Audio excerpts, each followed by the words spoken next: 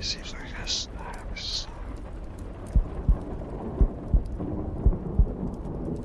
In the summer of 1997, 3 college friends from Las Vegas decided to take what they thought would be an adventurous road trip through Nevada's remote Highway 375, also known as the Extraterrestrial Highway.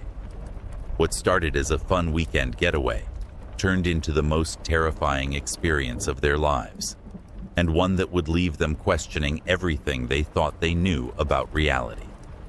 Marcus, the driver, had borrowed his older brother's beat-up Ford pickup for the trip. His friends Jake and Sarah were excited to explore the desert wilderness and maybe camp under the stars. They packed enough supplies for 3 days and set off on a Friday afternoon, driving north from Las Vegas into the vast emptiness of the Nevada desert. Highway 375 stretches for 98 miles through some of the most isolated terrain in the United States. There are no gas stations, no restaurants, and barely any cell phone coverage. The road passes through the edge of the Nevada test site, where the government conducted nuclear weapons testing for decades. It's a place where civilization feels thousands of miles away, even though Las Vegas is just a few hours' drive south. The first day went smoothly. They drove through the small town of Rachel, population 54, and stopped at the Little Ayla Inn, a quirky diner that caters to tourists curious about nearby Area 51. The friends joked about aliens and government conspiracies while eating burgers and fries. As evening approached, they found a suitable camping spot about 20 miles north of Rachel, pulled off the highway, and set up their tent in the desert scrub. That night, they built a small campfire and spent hours talking and looking at the incredible display of stars visible in the clear desert sky. The silence was profound. No traffic, no city noise, just the occasional whisper of wind through the sagebrush. They went to sleep around midnight, feeling peaceful and disconnected from the world. Sarah woke up first, around 3 a.m., to the sound of footsteps circling their campsite. At first, she thought it might be an animal, maybe a coyote or desert fox. But the footsteps were too heavy, too deliberate. They had the distinct rhythm of someone wearing boots, walking slowly around their tent in a wide circle. She nudged Marcus awake and whispered what she was hearing. Marcus listened carefully and heard it too. The footsteps continued for nearly 10 minutes, always maintaining the same distance from their tent, never getting closer, but never going away. Then, abruptly, they stopped. The 3 friends lay awake for another hour, straining to hear any sound, but the desert had returned to its unnatural silence. In the morning, they searched the area around their campsite for footprints or any sign of who might have been walking around their tent. The ground was hard-packed dirt and gravel, making it difficult to see clear prints, but they found several disturbed areas in the dust that could have been footprints. More unsettling was what they found about 50 yards from their tent, a small pile of smooth stones arranged in a perfect circle, with a single white stone placed in the center. Jake wanted to pack up and leave immediately, but Marcus convinced them to stay one more night. He argued that it was probably just a local person who was curious about their campsite, maybe someone who lived in the area and was checking to make sure they weren't causing trouble. The stone circle, he suggested, was probably just a coincidence, maybe an old Native American marker or something left by previous campers. They spent the second day exploring the area, hiking through the desert landscape and taking photographs. As evening approached, they returned to their campsite and prepared for another night under the stars. This time, they agreed to take turns staying awake and keeping watch, just in case their mysterious visitor returned. Sarah took the first watch from 10 p.m. to 1 a.m. Nothing happened. Jake took over from 1 a.m. to 4 a.m., and he also reported no unusual activity. Marcus was supposed to take the final watch until dawn, but around 4:30 a.m., all three were awakened by the sound of their truck's engine starting.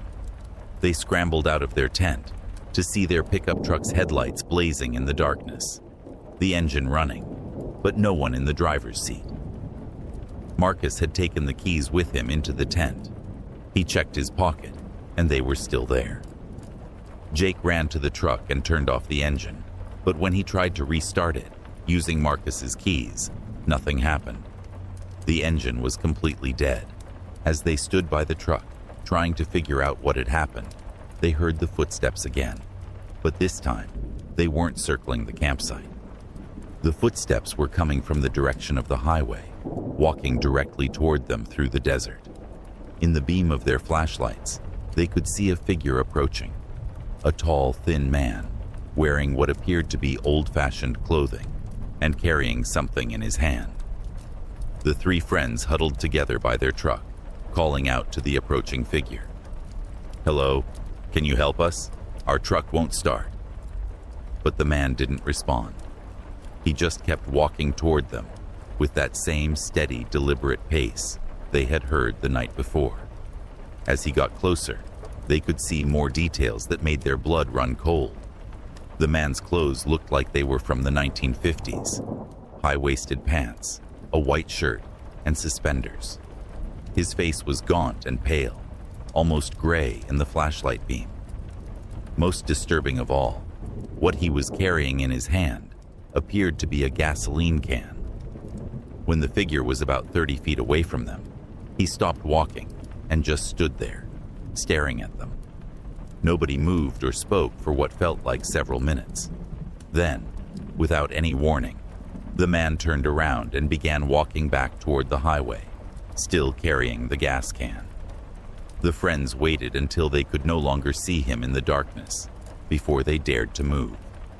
They quickly broke down their campsite, threw everything into the back of the truck, and tried starting the engine again. This time, it turned over immediately, as if nothing had ever been wrong with it. They drove straight back to Las Vegas, stopping only once for gas in the town of Alamo. It wasn't until they were safely back in the city that they began to discuss what had happened and do some research about Highway 375. What they discovered made their experience even more chilling. In 1955, a man named Robert Morrison had disappeared while driving along what is now Highway 375. His car was found abandoned on the side of the road, but Morrison was never seen again. According to newspaper reports from the time, Morrison had been carrying extra gasoline in his car because he was worried about running out of fuel in the remote desert area. Even more disturbing were the reports they found from other travelers who had experienced similar encounters along the same stretch of highway. Over the years, dozens of people had reported seeing a tall, thin man in 1950s clothing walking along Highway 375, always carrying a gas can, always appearing at night near campsites or broken down vehicles. The three friends never returned to Highway 375, and they rarely talked about their experience with anyone else. But Marcus still has the photographs they took during their trip, including one that they didn't notice until they had the film developed. In the background of a picture Jake took of their campsite on the second day, you can clearly see a tall, thin figure standing among the sagebrush about 100 yards away, watching them. The official explanation for encounters like theirs is that the isolation and harsh environment of the Nevada desert can play tricks on people's minds, creating hallucinations and false memories. But Marcus, Jake, and Sarah know what they experienced was real. They know someone, or something, was walking around their tent those 2 nights, and they know their truck started by itself, with the keys in Marcus's pocket. Highway 375 remains one of the most remote and desolate stretches of road in America. Travelers are warned to carry extra water, food, and fuel, and to let someone know their planned route before attempting to drive through the area. But perhaps the most important advice is to avoid camping overnight along the highway, especially if you see any sign of the tall, thin man who still walks the desert, carrying his gas can, looking for something he lost more than 60 years ago.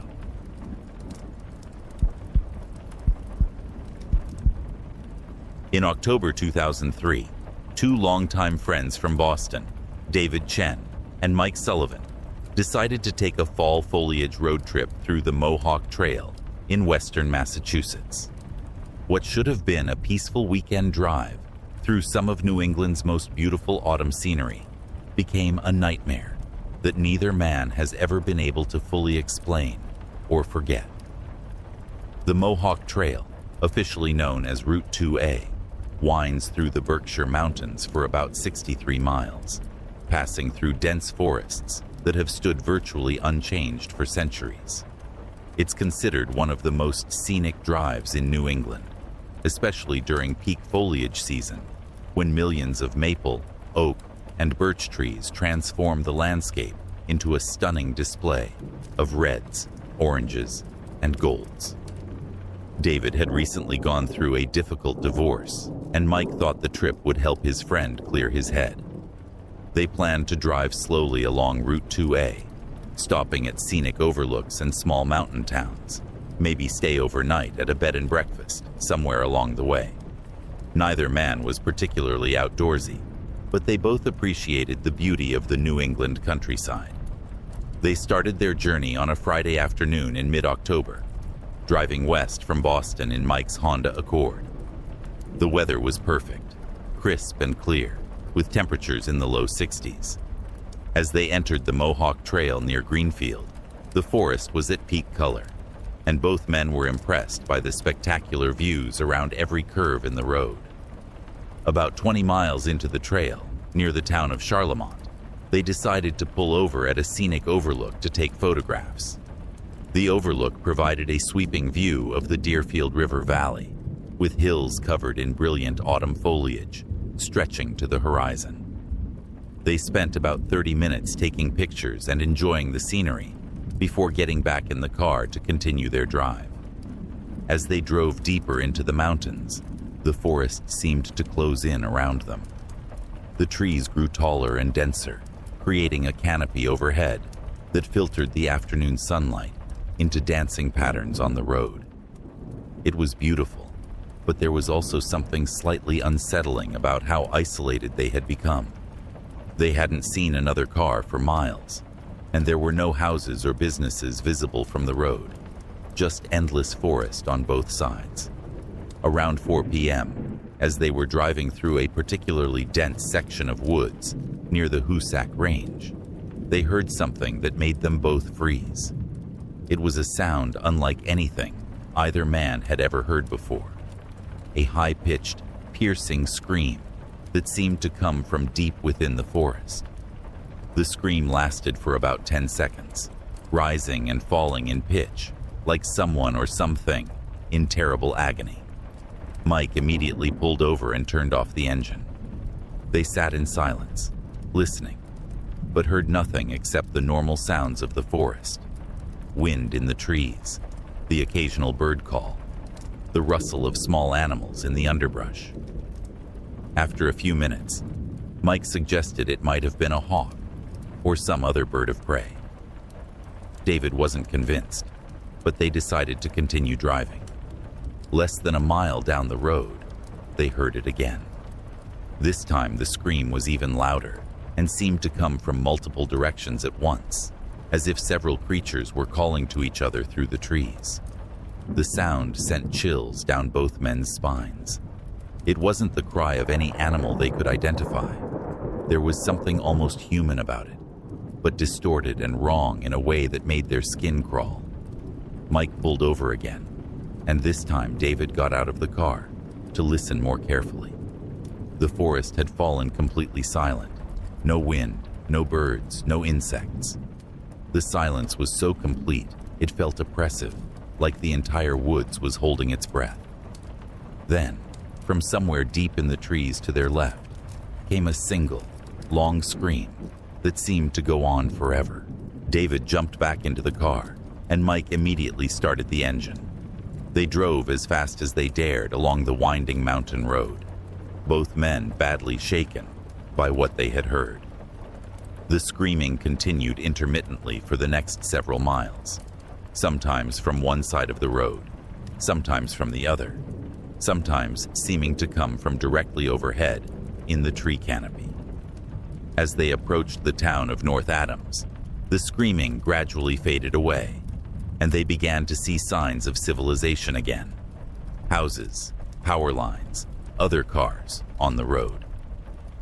They stopped at a gas station to fill up and asked the attendant if he had ever heard strange sounds coming from the forest along Route 2A.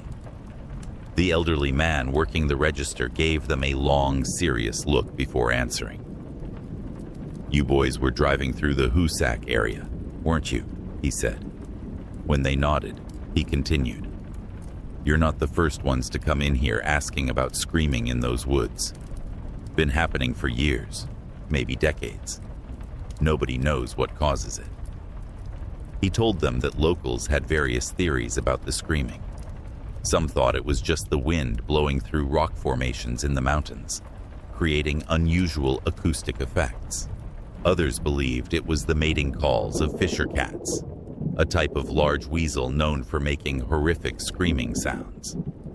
But the gas station attendant had lived in the area his entire life, and he had heard fisher cats many times. What people reported hearing in the Hoosac forest was something different. "My grandfather used to tell stories about those woods," the old man said. He claimed there were things living up there that weren't natural, things that had been there since before the first settlers arrived.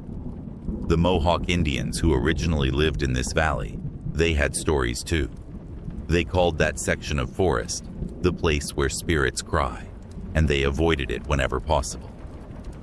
David and Mike decided to cut their trip short and drive back to Boston that same evening. They didn't want to spend the night anywhere near those woods. But as they drove east along Route 2, retracing their path through the Hoosac Range, the screaming started again. This time it was worse. The screams seemed to follow their car, keeping pace with them, no matter how fast Mike drove. The sounds were no longer distant. They seemed to come from just beyond the tree line, as if something was running through the forest, parallel to the road, keeping up with their vehicle, while crying out in that terrible, inhuman voice. At one point, David was certain he saw something moving through the trees in his peripheral vision, a dark shape that seemed too large to be a person, but moved with a disturbing, almost human gait. When he turned to look directly at it, there was nothing there, just the dark spaces between the tree trunks. The worst moment came when they had to slow down for a sharp curve in the road. As their speed decreased, the screaming seemed to get closer and closer until it sounded like it was right outside their windows. Mike floored the accelerator, and the Honda shot forward along the mountain road faster than was safe. But neither man cared about speed limits at that point. They didn't stop driving until they reached the Massachusetts Turnpike, well clear of the Mohawk Trail. Only then did the screaming finally stop, leaving them in the normal sounds of highway traffic and civilization. When they got back to Boston, both men tried to research what they had experienced.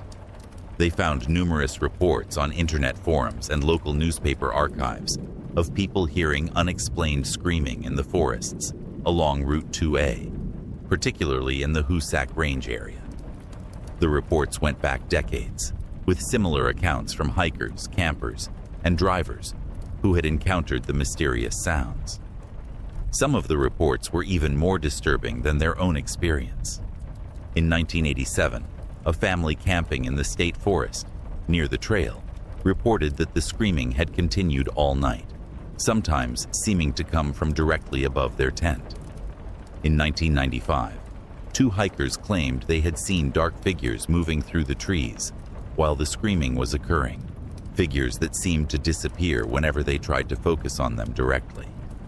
The most unsettling discovery was a report from 1978 about a solo hiker who had disappeared in the Hoosac forest After telling friends he was going to investigate the source of screaming sounds he had heard on previous trips to the area. His body was never found, despite extensive search efforts by state police and volunteer rescue teams. David and Mike never took another road trip together, and neither has ever returned to Western Massachusetts. David moved to California a few years later, partly, he admits, to put as much distance as possible between himself and those screaming woods. Mike still lives in Boston, but he refuses to drive anywhere near the Mohawk Trail. The official explanation from state wildlife officials is that the screaming is most likely caused by fisher cats, which are known for making loud, disturbing vocalizations during mating season.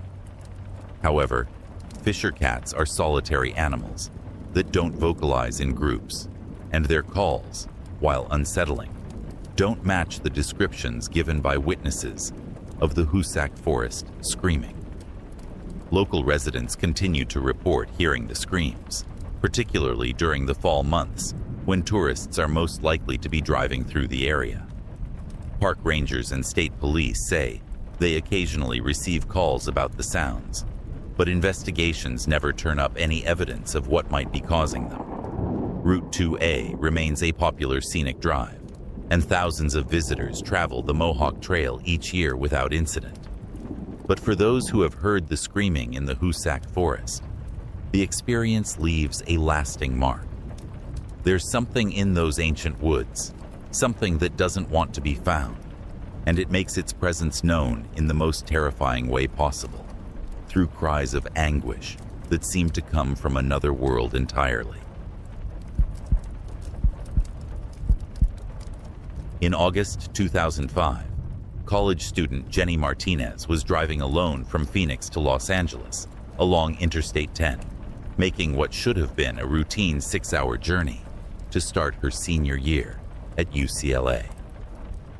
What happened during a seemingly innocent detour through the Sonoran Desert of Arizona became the most terrifying night of her life, and an experience that would leave her afraid to drive alone after dark for years to come.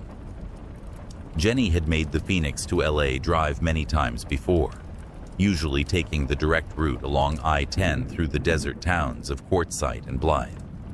But on this particular evening, construction delays near Tonopah had backed up traffic for miles, and her GPS suggested an alternate route along State Route 72, a less traveled highway that would add only about 30 minutes to her trip while avoiding the congestion. Route 72 cuts through some of the most remote desert in Arizona, passing through vast stretches of uninhabited land where the only signs of human presence are the occasional abandoned gas station or crumbling roadside diner. It's the kind of road where you can drive for an hour without seeing another vehicle, surrounded by nothing but endless expanses of sand, rock, and scattered desert vegetation. Jenny left Phoenix around 6 p.m., hoping to reach Los Angeles before midnight. The construction detour meant she wouldn't hit Route 72 until after 8 p.m., but she figured she could handle driving through the desert in the dark. Her Honda Civic was reliable. She had a full tank of gas, and her cell phone was fully charged. What could go wrong? As she turned onto Route 72 just as the sun was setting, Jenny noticed how quickly the landscape became desolate. Within minutes, she had left behind the scattered suburbs and truck stops of the I-10 corridor and entered a world of complete isolation. The highway stretched ahead of her like a black ribbon, illuminated only by her headlights, with no other lights visible in any direction.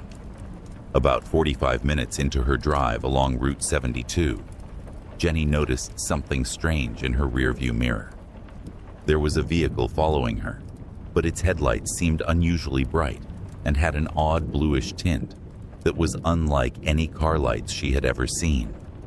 The vehicle maintained a consistent distance behind her, never getting closer, but never falling back, even when she slowed down or sped up to test whether it was actually following her. At first, Jenny was relieved to see another car on the lonely desert highway. But as the minutes passed, The constant presence of those strange blue lights in her mirror began to make her uncomfortable. She tried speeding up to 80 mph, but the lights stayed exactly the same distance behind her. She slowed down to 55 mph, and again, the mysterious vehicle matched her speed perfectly. After about 20 minutes of this, Jenny decided to pull over at the next opportunity to let the other car pass. She spotted a small dirt pullout area ahead and put on her turn signal.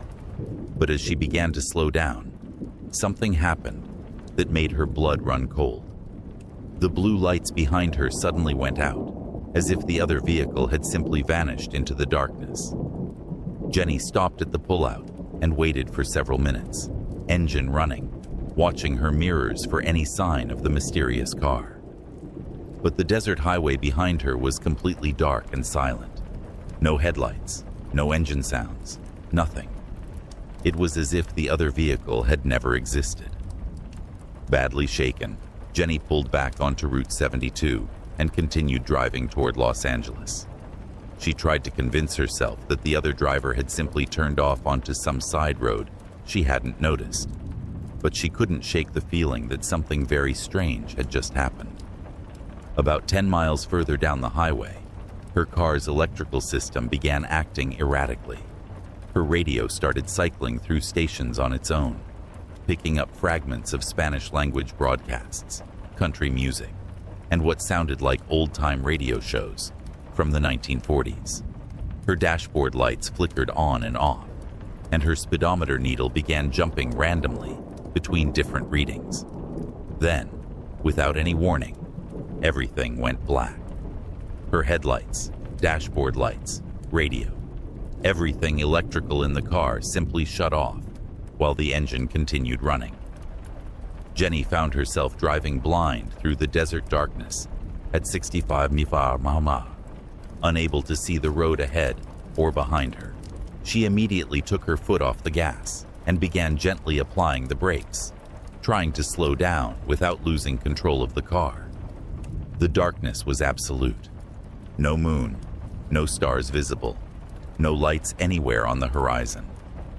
She had never experienced darkness so complete and terrifying. Just as she managed to bring the car to a stop on what she hoped was still the highway, her electrical system came back online. Her headlights blazed back to life, her dashboard lit up, and her radio resumed playing. But what she saw in the beam of her headlights made her scream.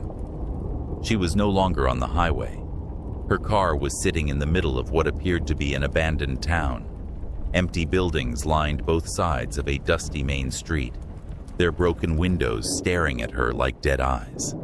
Old-fashioned storefronts with faded signs, a rusted gas pump, and what looked like a 1950s-era diner created a scene that belonged in a ghost town from an old Western movie. Jenny's first instinct was to back up and get out of there as quickly as possible. But when she put the car in reverse and looked in her rearview mirror, she saw something that made her freeze with terror. Standing in the street behind her car, illuminated by her red taillights, was a group of people. They were dressed in old-fashioned clothing, the men in suits and fedoras, the women in long dresses, and they were all staring directly at her car, with expressions she couldn't quite make out in the dim light. She shifted back into drive and slowly began moving forward through the ghost town, hoping to find a way back to the highway. The people in the street didn't move or react as she drove past them. They just stood there, watching her with those fixed, unreadable stares. As she drove deeper into the town, she noticed more details that made her increasingly uncomfortable. The buildings looked like they had been abandoned for decades, but there were no signs of decay or weather damage that you would expect in the desert. Everything looked frozen in time, as if the entire town had been preserved exactly as it was on the day everyone left. At the far end of the main street, Jenny found what appeared to be a road leading out of town. She followed it, driving as fast as she dared on the unpaved surface, desperate to get back to Route 72. After about 5 minutes of driving through more empty desert, she crested a small hill and saw something that nearly made her lose control of the car. She was back on the highway, but not where she expected to be. According to her GPS, she was now 150 miles west of where she had been when her electrical system failed, a distance that should have taken more than 2 hours to drive, but only about 20 minutes had passed on her car's clock. Jenny didn't stop driving until she reached the outskirts of Los Angeles. She went straight to the nearest police station and tried to report what had happened, but the officers on duty seemed skeptical of her story. They suggested she might have fallen asleep while driving and dreamed the entire experience. But Jenny knows she wasn't dreaming. She has the photos on her phone that she took the next morning when she searched online for information about abandoned towns along Route 72. She found historical records of a mining town called Esperanza that had been abandoned in the 1960s when the copper mine closed down. The photos of Esperanza from the town's heyday in the 1950s matched exactly what she had seen that night. The same storefronts, the same gas pump, even the same diner. The most disturbing discovery came when she found a 1962 newspaper article about the town's final days. According to the report, on the night before Esperanza was officially abandoned, residents reported experiencing strange electrical disturbances. Car lights and radios malfunctioned, and several people claimed to have seen mysterious blue lights moving through the desert surrounding the town. Jenny tried to find Esperanza's location on modern maps, but it doesn't appear on any current atlas or GPS system. According to satellite images, there are no structures or roads in the area where the town should be located, just empty desert. It's as if the entire place has been erased from existence. She never drove Route 72 again, and she's never told her family the full details of what happened that night. But sometimes, when she's driving alone after dark, she checks her rearview mirror obsessively, terrified that she might see those strange blue lights following her once again. Other drivers have reported similar experiences along remote desert highways throughout Arizona and Nevada. Stories of electrical failures, lost time, and encounters with places that shouldn't exist circulate on internet forums and truck stop bulletin boards. Highway patrol officers in the region are familiar with these reports, though they usually attribute them to driver fatigue, optical illusions caused by desert heat, or simple navigation errors. But for those who have experienced it firsthand, there's no doubt that something unexplainable exists in the vast emptiness of the American Southwest. Something that can reach out from the darkness and pull unsuspecting travelers into places that exist outside of normal space and time. Places where the past refuses to stay buried and the desert keeps its secrets forever. Route 72 still runs through the Sonoran Desert, and thousands of drivers use it every year without incident.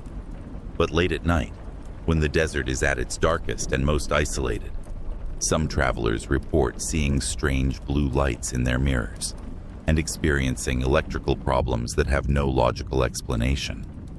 And a few, like Jenny Martinez, find themselves visiting places that officially don't exist, meeting people who should have been gone for decades, and returning to the modern world with questions that will never be answered.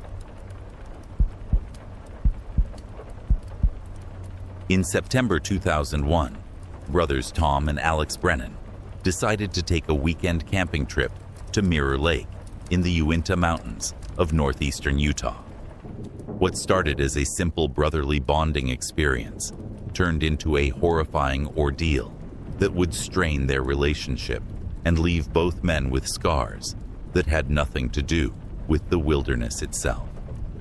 Tom, the older brother at 28, had recently returned from a deployment overseas and was struggling to readjust to civilian life.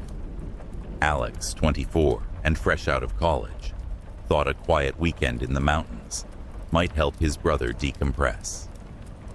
Mirror Lake was a popular destination they had visited with their father as children. A pristine alpine lake, surrounded by dense pine forests, and accessible by a winding mountain road that climbed nearly 10,000 feet above sea level.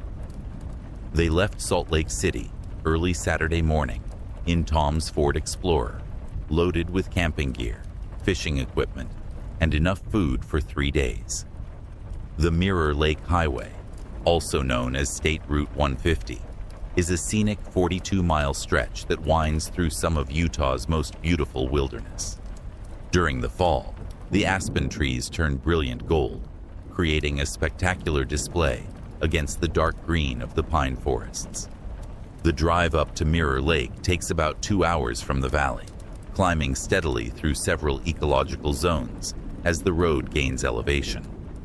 Tom and Alex made good time, stopping only once at a small mountain store in Camas to buy ice and additional supplies. The weather was perfect, crisp and clear, with temperatures in the low 60s at the higher elevations. They reached Mirror Lake around noon and found a suitable campsite about a quarter mile from the main camping area, tucked back in the trees where they would have more privacy. The lake lived up to its name. The water was so still and clear that it perfectly reflected the surrounding peaks and forest, creating the illusion of looking into another world beneath the surface. After setting up their tent and camp chairs, the brothers spent the afternoon fishing and talking. It was the first real conversation they had shared since Tom returned from overseas, and Alex was relieved to see his brother seemed more relaxed than he had been in months. As evening approached, they built a campfire and cooked their dinner, enjoying the peaceful solitude of the mountain wilderness. Around 10 p.m., as they were preparing to turn in for the night, both brothers heard something that made them freeze. It was the sound of children laughing, coming from the direction of the lake. The laughter was high-pitched and joyful, the kind of sound you might hear at a playground or swimming pool during summer. But Mirror Lake was deserted. They hadn't seen another person all day, and the water was far too cold for swimming. Tom and Alex walked down to the shoreline with their flashlights to investigate. The lake was perfectly still, its surface like black glass reflecting the stars above. There was no sign of anyone else in the area, no other campsites with lights, no boats or any other explanation for what they had heard. After a few minutes of searching, they returned to their campsite, chalking it up to some kind of acoustic trick caused by the mountain environment. But an hour later, just as they were drifting off to sleep, they heard it again. This time, the laughter was closer, seeming to come from just outside their tent. Along with the children's laughter, they could now hear the sound of splashing water, as if several kids were playing in the lake, despite the freezing temperature and complete darkness. Alex unzipped the tent flap and peered outside. What he saw made his breath catch in his throat. The lake, which had been perfectly calm earlier, was now covered with ripples and small waves, as if something large was moving beneath the surface. In his flashlight beam, he could see the water churning and bubbling in several different spots, but there was nothing visible that could be causing the disturbance.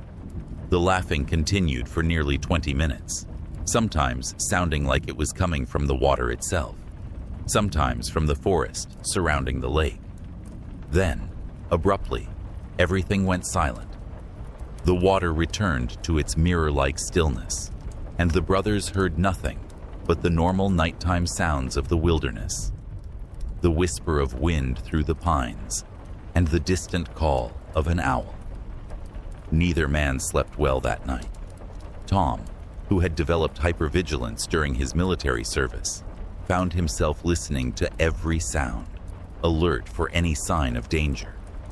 Alex lay awake, wondering if they were experiencing some kind of shared hallucination, possibly caused by the high altitude or stress. Sunday morning dawned clear and beautiful, and in the bright daylight, the previous night's events seemed less threatening. The brothers decided to stay for their planned second night, reasoning that whatever they had heard was probably just some unusual natural phenomenon.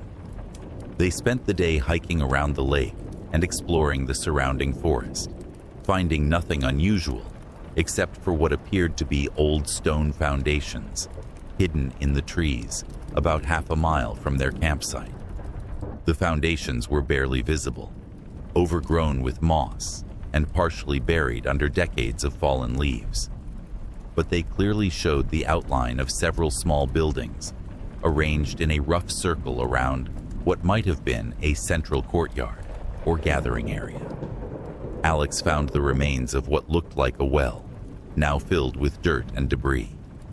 When they returned to their campsite that evening, Tom did some research on his laptop using a satellite internet connection.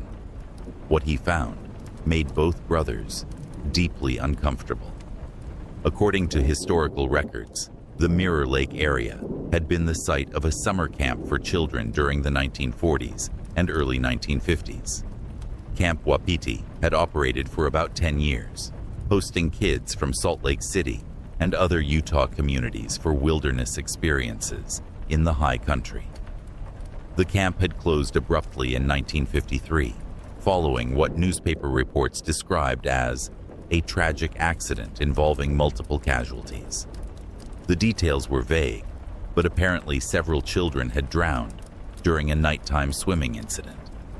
The exact number of victims varied between different accounts, but all agreed that it had been the worst tragedy in Utah's camping history up to that point.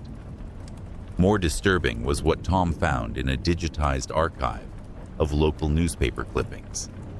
According to a 1954 article, the families of the victims had reported strange experiences when visiting the lake to memorialize their children.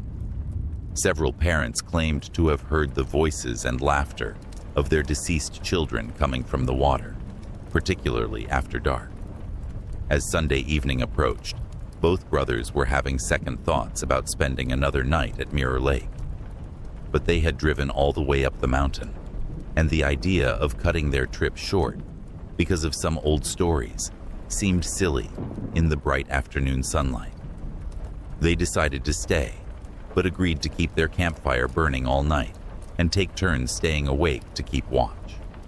Alex took the first watch from 10 p.m. to 2 a.m. For the first few hours, everything was quiet and normal.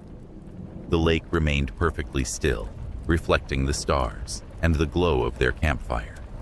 But around 1:30 a.m., he began to hear something that made his skin crawl. The faint sound of children singing.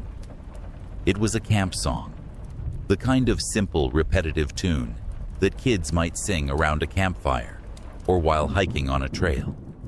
The voices were thin and distant, seeming to come from across the water, but Alex could make out some of the words. Down in the valley so low, hang your head over, hear the wind blow. The singing continued for about 15 minutes, always staying just at the edge of hearing, as if the voices were trying to communicate something, but couldn't quite break through from wherever they were. Alex woke Tom for his watch shift, but by the time his brother was fully alert, the singing had stopped. Tom's watch shift, from 2 a.m. to 6 a.m., proved to be far worse. Around 4 a.m., he began to see lights moving beneath the surface of the lake, pale, bluish glows that drifted back and forth like underwater lanterns. The lights were accompanied by the sound of children's voices, but this time, they weren't laughing or singing. They were calling for help. Help us, the voices seemed to say.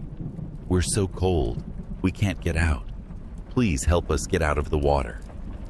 Tom later described the experience as the most heart-wrenching thing he had ever heard.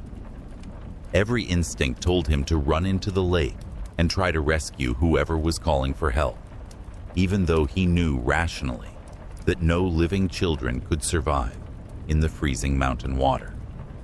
The voices were so realistic, so desperate, that it took all his willpower to stay by the campfire instead of charging into the lake. The calling continued until just before dawn, when the first rays of sunlight touched the surface of the water.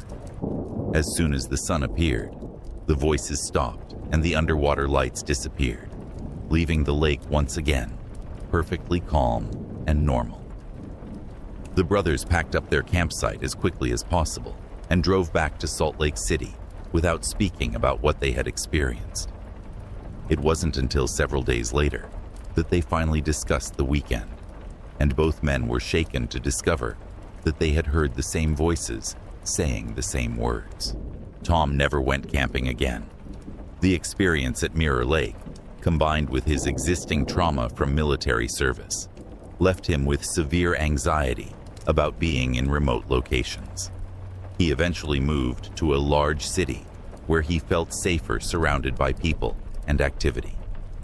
Alex returned to Mirror Lake once more, about 5 years later, hoping to convince himself that the whole experience had been some kind of shared delusion. He went alone during the day and spent several hours walking around the lake and exploring the area. He found more evidence of the old summer camp, rusted pieces of equipment, fragments of old signs, and what appeared to be a memorial plaque that had been placed near the shoreline, though it was too weathered to read clearly. But as evening approached and the temperature began to drop, Alex began to hear the familiar sound of children's laughter coming from across the water. He packed up his day gear and hiked back to his car as quickly as possible, driving down the mountain road faster than was safe in his eagerness to get away from Mirror Lake. Local park rangers and Forest Service personnel are familiar with reports of strange sounds and sights at Mirror Lake, though they usually attribute them to wildlife, acoustic effects caused by the mountain environment, or the overactive imaginations of campers who have heard the old stories about the summer camp tragedy. The lake remains a popular destination for camping, fishing, and hiking, and thousands of people visit every year without experiencing anything unusual. But for those who have heard the voices of the children who never left the lake, Mirror Lake will always be a place of sadness and mystery. The water may look peaceful and inviting during the bright daylight hours, but when darkness falls and the temperature drops, the lake remembers what happened there more than 70 years ago, and the children who died in its cold depths continue to call out for someone to help them find their way home. In November 2004, married couple Lisa and Mark Peterson were driving home to Portland from a weekend visit with Lisa's parents in Eureka, California. They had taken this route dozens of times before, along Highway 101, a scenic coastal road that winds through Northern California's towering redwood forests.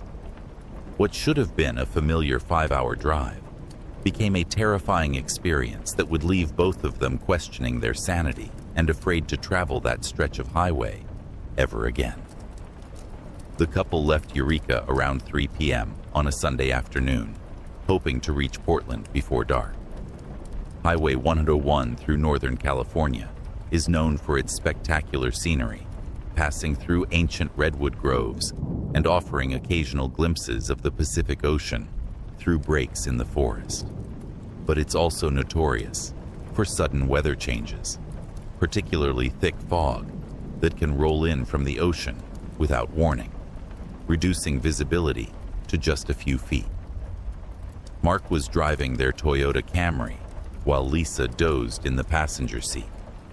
They had made good time through the first hour of the trip, passing through the small logging towns of Orick and Klamath without incident. The weather was overcast but clear, with no indication of the nightmare that was about to unfold. Around 4:30 p.m., as they were driving through a particularly dense section of redwood forest, about 30 miles south of Crescent City, Mark noticed fog beginning to form in the distance ahead.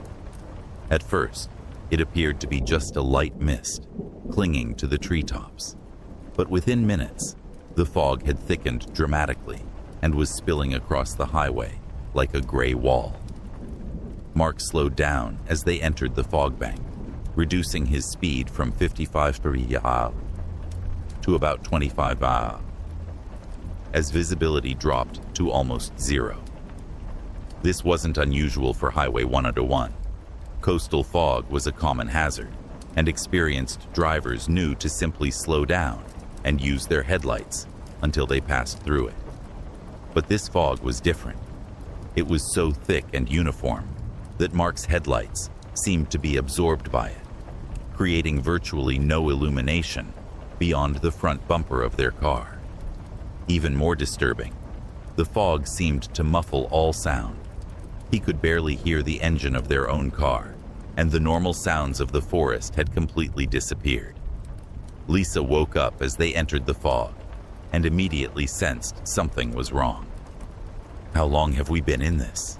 she asked, looking out at the impenetrable gray wall surrounding their car.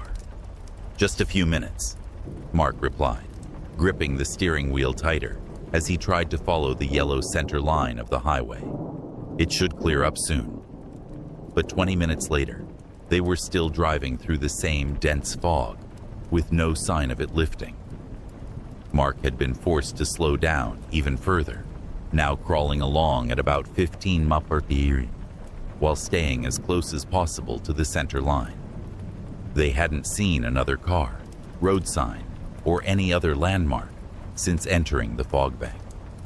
What made the situation even more unsettling was the complete silence outside their vehicle. Highway 101 normally carried a steady stream of traffic, especially on Sunday afternoons, but they heard no other engines, no trucks, no sounds of civilization at all. It was as if they had entered a world where they were the only living things. After another 10 minutes of driving blind through the fog, Lisa suggested they pull over and wait for conditions to improve. But when Mark tried to find the shoulder of the road, he discovered something that sent chills down both their spines. There didn't seem to be a shoulder anymore. The yellow center line continued straight ahead, but the white lines marking the edges of the highway had completely disappeared. Mark stopped the car in what he hoped was still the travel lane and turned on the hazard lights. They sat in silence, listening to the tick-tick-tick of the emergency flashers, surrounded by the gray void of the fog. After about 15 minutes, Lisa tried her cell phone to call for help, but there was no signal at all. Not even the "no service" message, just a blank screen, as if the phone couldn't detect any cellular towers in the area. As they waited, both of them began to notice something even more disturbing.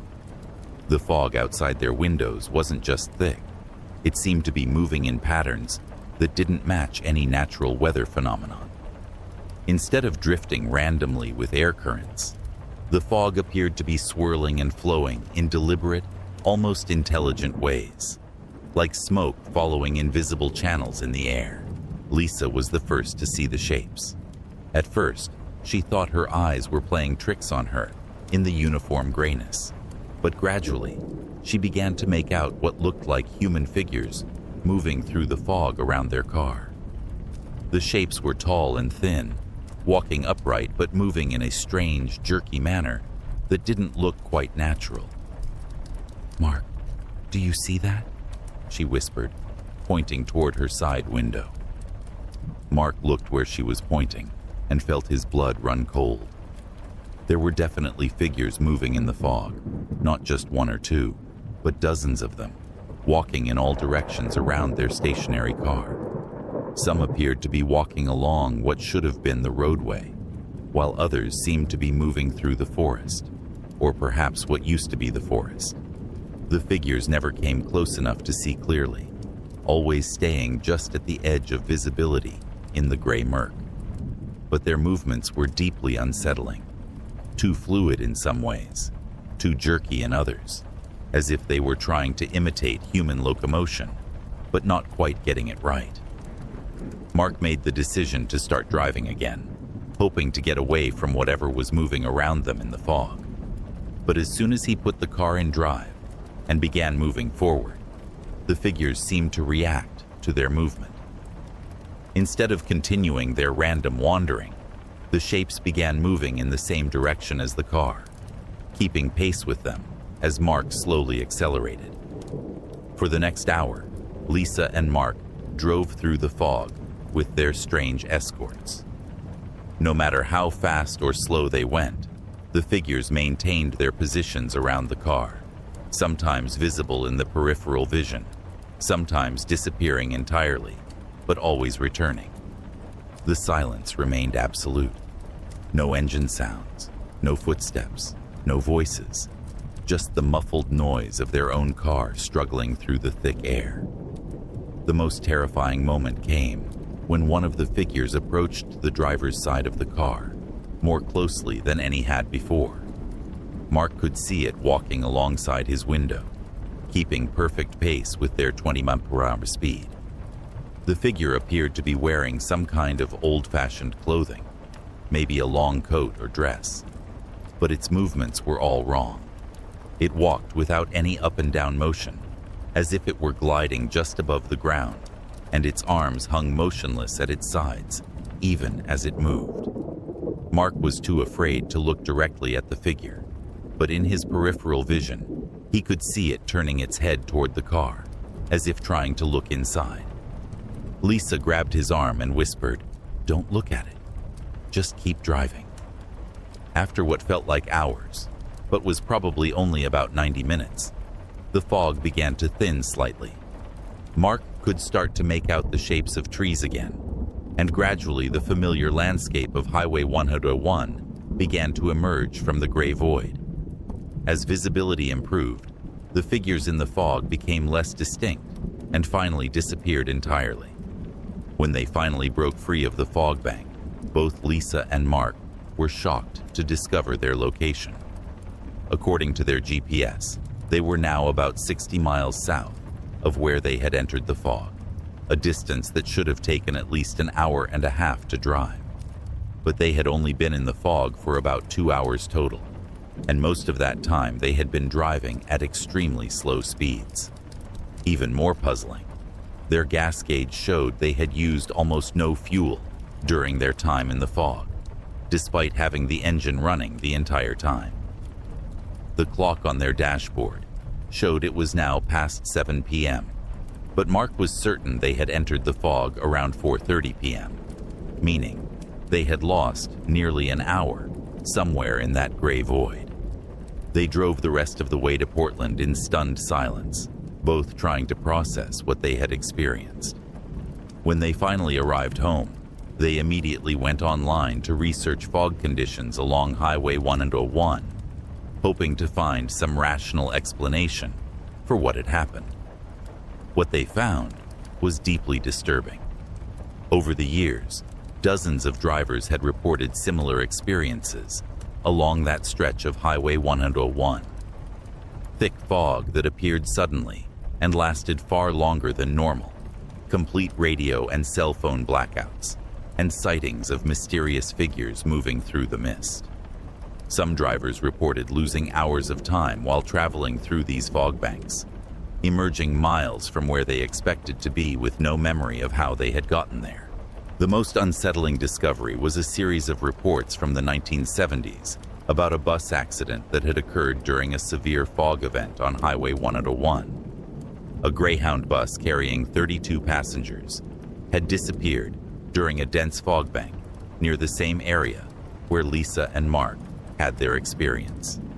The bus was found 3 days later, completely empty, about 40 miles south of its last known position. The passengers and driver were never found, despite extensive search efforts. According to the police reports, the abandoned bus showed no signs of struggle or violence. The engine was still running when it was discovered. The passengers' belongings were still in their seats, and there was no indication of what had happened to the people inside.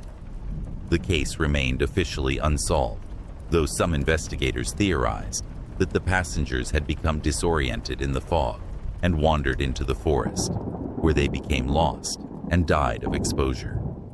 Lisa and Mark never drove Highway 101 through that section of Northern California again. When they needed to visit Lisa's parents, They took a longer inland route that added several hours to their trip, but avoided the coastal fog zone entirely. They also never talked about their experience with friends or family, knowing that people would think they were either lying or suffering from some kind of shared delusion. But sometimes, on foggy nights in Portland, Lisa would wake up and look out their bedroom window, afraid that she might see those same tall, strange figures moving through the mist in their neighborhood. Mark would find himself checking weather reports obsessively before any road trip, refusing to travel if there was even a slight chance of fog. Highway 101 continues to be one of California's most heavily traveled routes, and most drivers who encounter fog along the coastal sections experience nothing more than reduced visibility and slower travel times. Weather services regularly issue fog advisories for the area, warning drivers to use caution and reduce speeds when visibility is limited. But the reports continue to come in. Travelers who lose time in fog banks that seem to last longer than they should, drivers who emerge from the mist miles from where they expected to be, and occasional sightings of figures moving through the fog in ways that don't seem quite human. The official explanation is usually driver disorientation caused by the uniform visual environment of thick fog, combined with the psychological stress of navigating in near-zero visibility conditions. Yet for those who have experienced it firsthand, there's no doubt that something unnatural happens in those fog banks along Highway 101, something that exists in the space between the visible world and whatever lies beyond it, something that uses the cover of the mist to reach into our reality and touch the lives of unsuspecting travelers. And once you've seen those figures moving through the fog, once you've felt that unnatural silence and lost time in the gray void, you never quite feel safe driving through fog again, no matter where you are. In March 2006, 23-year-old college student Rachel Davis was driving alone from Denver to Kansas City to attend her grandmother's funeral.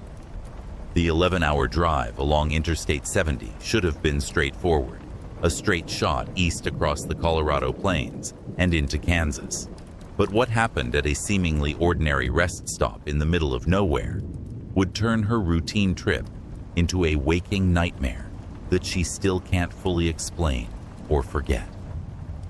Rachel had left Denver around 6 a.m., hoping to reach Kansas City by evening. She was driving her reliable Honda Accord and had made the trip several times before, so she knew the route well.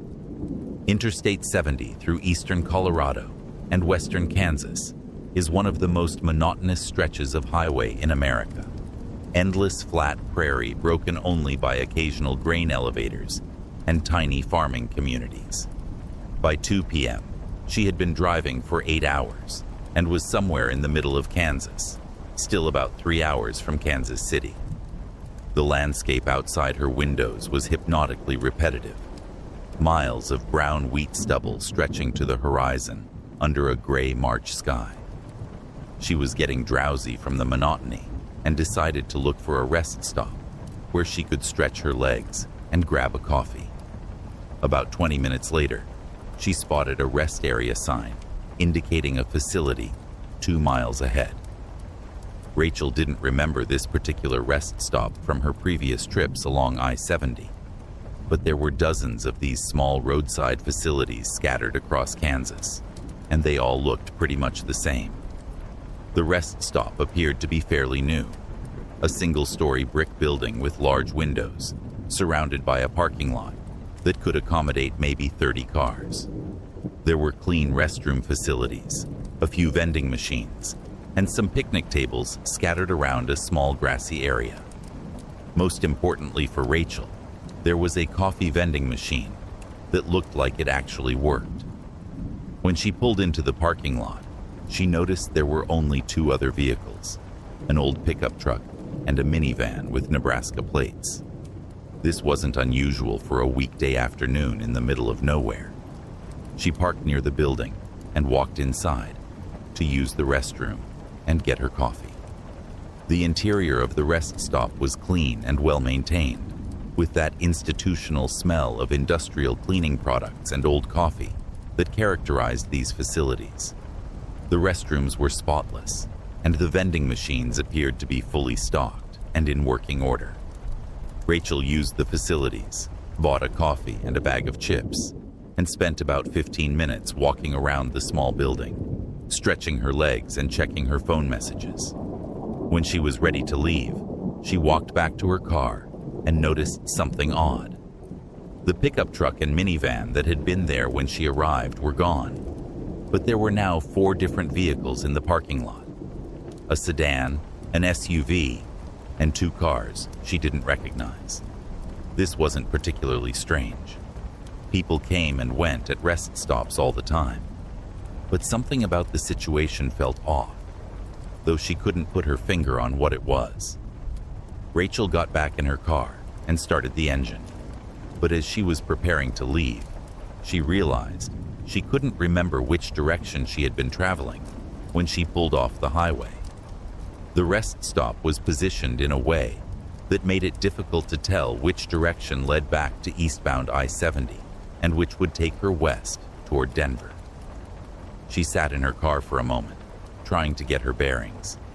The sun was hidden behind heavy clouds, so she couldn't use it for navigation, and her GPS unit was having trouble acquiring a satellite signal. She decided to drive toward what she thought was the eastbound on-ramp, figuring she could always turn around if she was wrong. But when she reached the highway entrance, something made her stomach drop. The on-ramp looked exactly the same as the one she remembered taking to enter the rest stop. Same concrete barriers, same signage, same configuration. It was as if she had somehow circled back to where she started. Confused, Rachel drove back to the rest stop parking lot and tried the other exit. But this ramp also looked identical to the original entrance. Same design, same signs, same everything. She sat in her car, staring at the 2 highway entrances that appeared to be exact duplicates of each other, and felt a growing sense of panic. She decided to try one of the ramps anyway, choosing to go left and hoping it would take her east toward Kansas City. But after driving for about 10 minutes along what appeared to be Interstate 70, she saw a familiar sign ahead. Rest area, 2 miles. It was the same rest stop she had just left. Rachel pulled over on the shoulder and tried to calm down. Maybe she was more tired than she thought, or maybe the stress of her grandmother's death was affecting her judgment. She decided to try the other direction, driving west for about 15 minutes before she saw another rest area sign. Her heart sank when she realized it was the same facility again. She pulled back into the rest stop parking lot, now genuinely frightened. According to her car's odometer, she had driven nearly 30 miles, but she kept ending up at the same place. Her GPS was still not working, and her cell phone showed no signal at all. The parking lot now contained completely different vehicles than when she had left. A motorcycle, a large RV, and several cars she hadn't seen before. But when she walked into the rest stop building, it was exactly the same as before. Same layout, same vending machines, same institutional smell. The only difference was the people inside. There was an elderly man sitting at one of the small tables, staring out the window with a vacant expression. A middle-aged woman stood by the vending machines, repeatedly pressing the buttons, but not putting any money in. A younger man, in a baseball cap, sat in one of the chairs, holding a cell phone and appearing to be waiting for something, though the phone's screen was dark. Rachel approached the elderly man and asked if he knew which direction led to Kansas City. He looked at her with dull, unfocused eyes and said, "I've been trying to get to Omaha for I don't know how long. Every road leads back here." The woman by the vending machines turned around and said, "Same here. I was going to Colorado Springs to see my daughter." Been here since Tuesday? Wednesday? What day is it now? Rachel felt a chill run down her spine. It's Thursday, she said. Thursday afternoon. The man with the baseball cap looked up from his dead phone. That's what I thought yesterday, he said, and the day before that. Time doesn't seem to work right here. Rachel backed toward the exit, her heart pounding. This couldn't be real. She was obviously having some kind of breakdown, or maybe she had fallen asleep while driving and was having a vivid nightmare. But when she walked outside, the parking lot looked exactly as she had left it, and her car was sitting where she had parked it. She got back in her Honda and tried a different approach.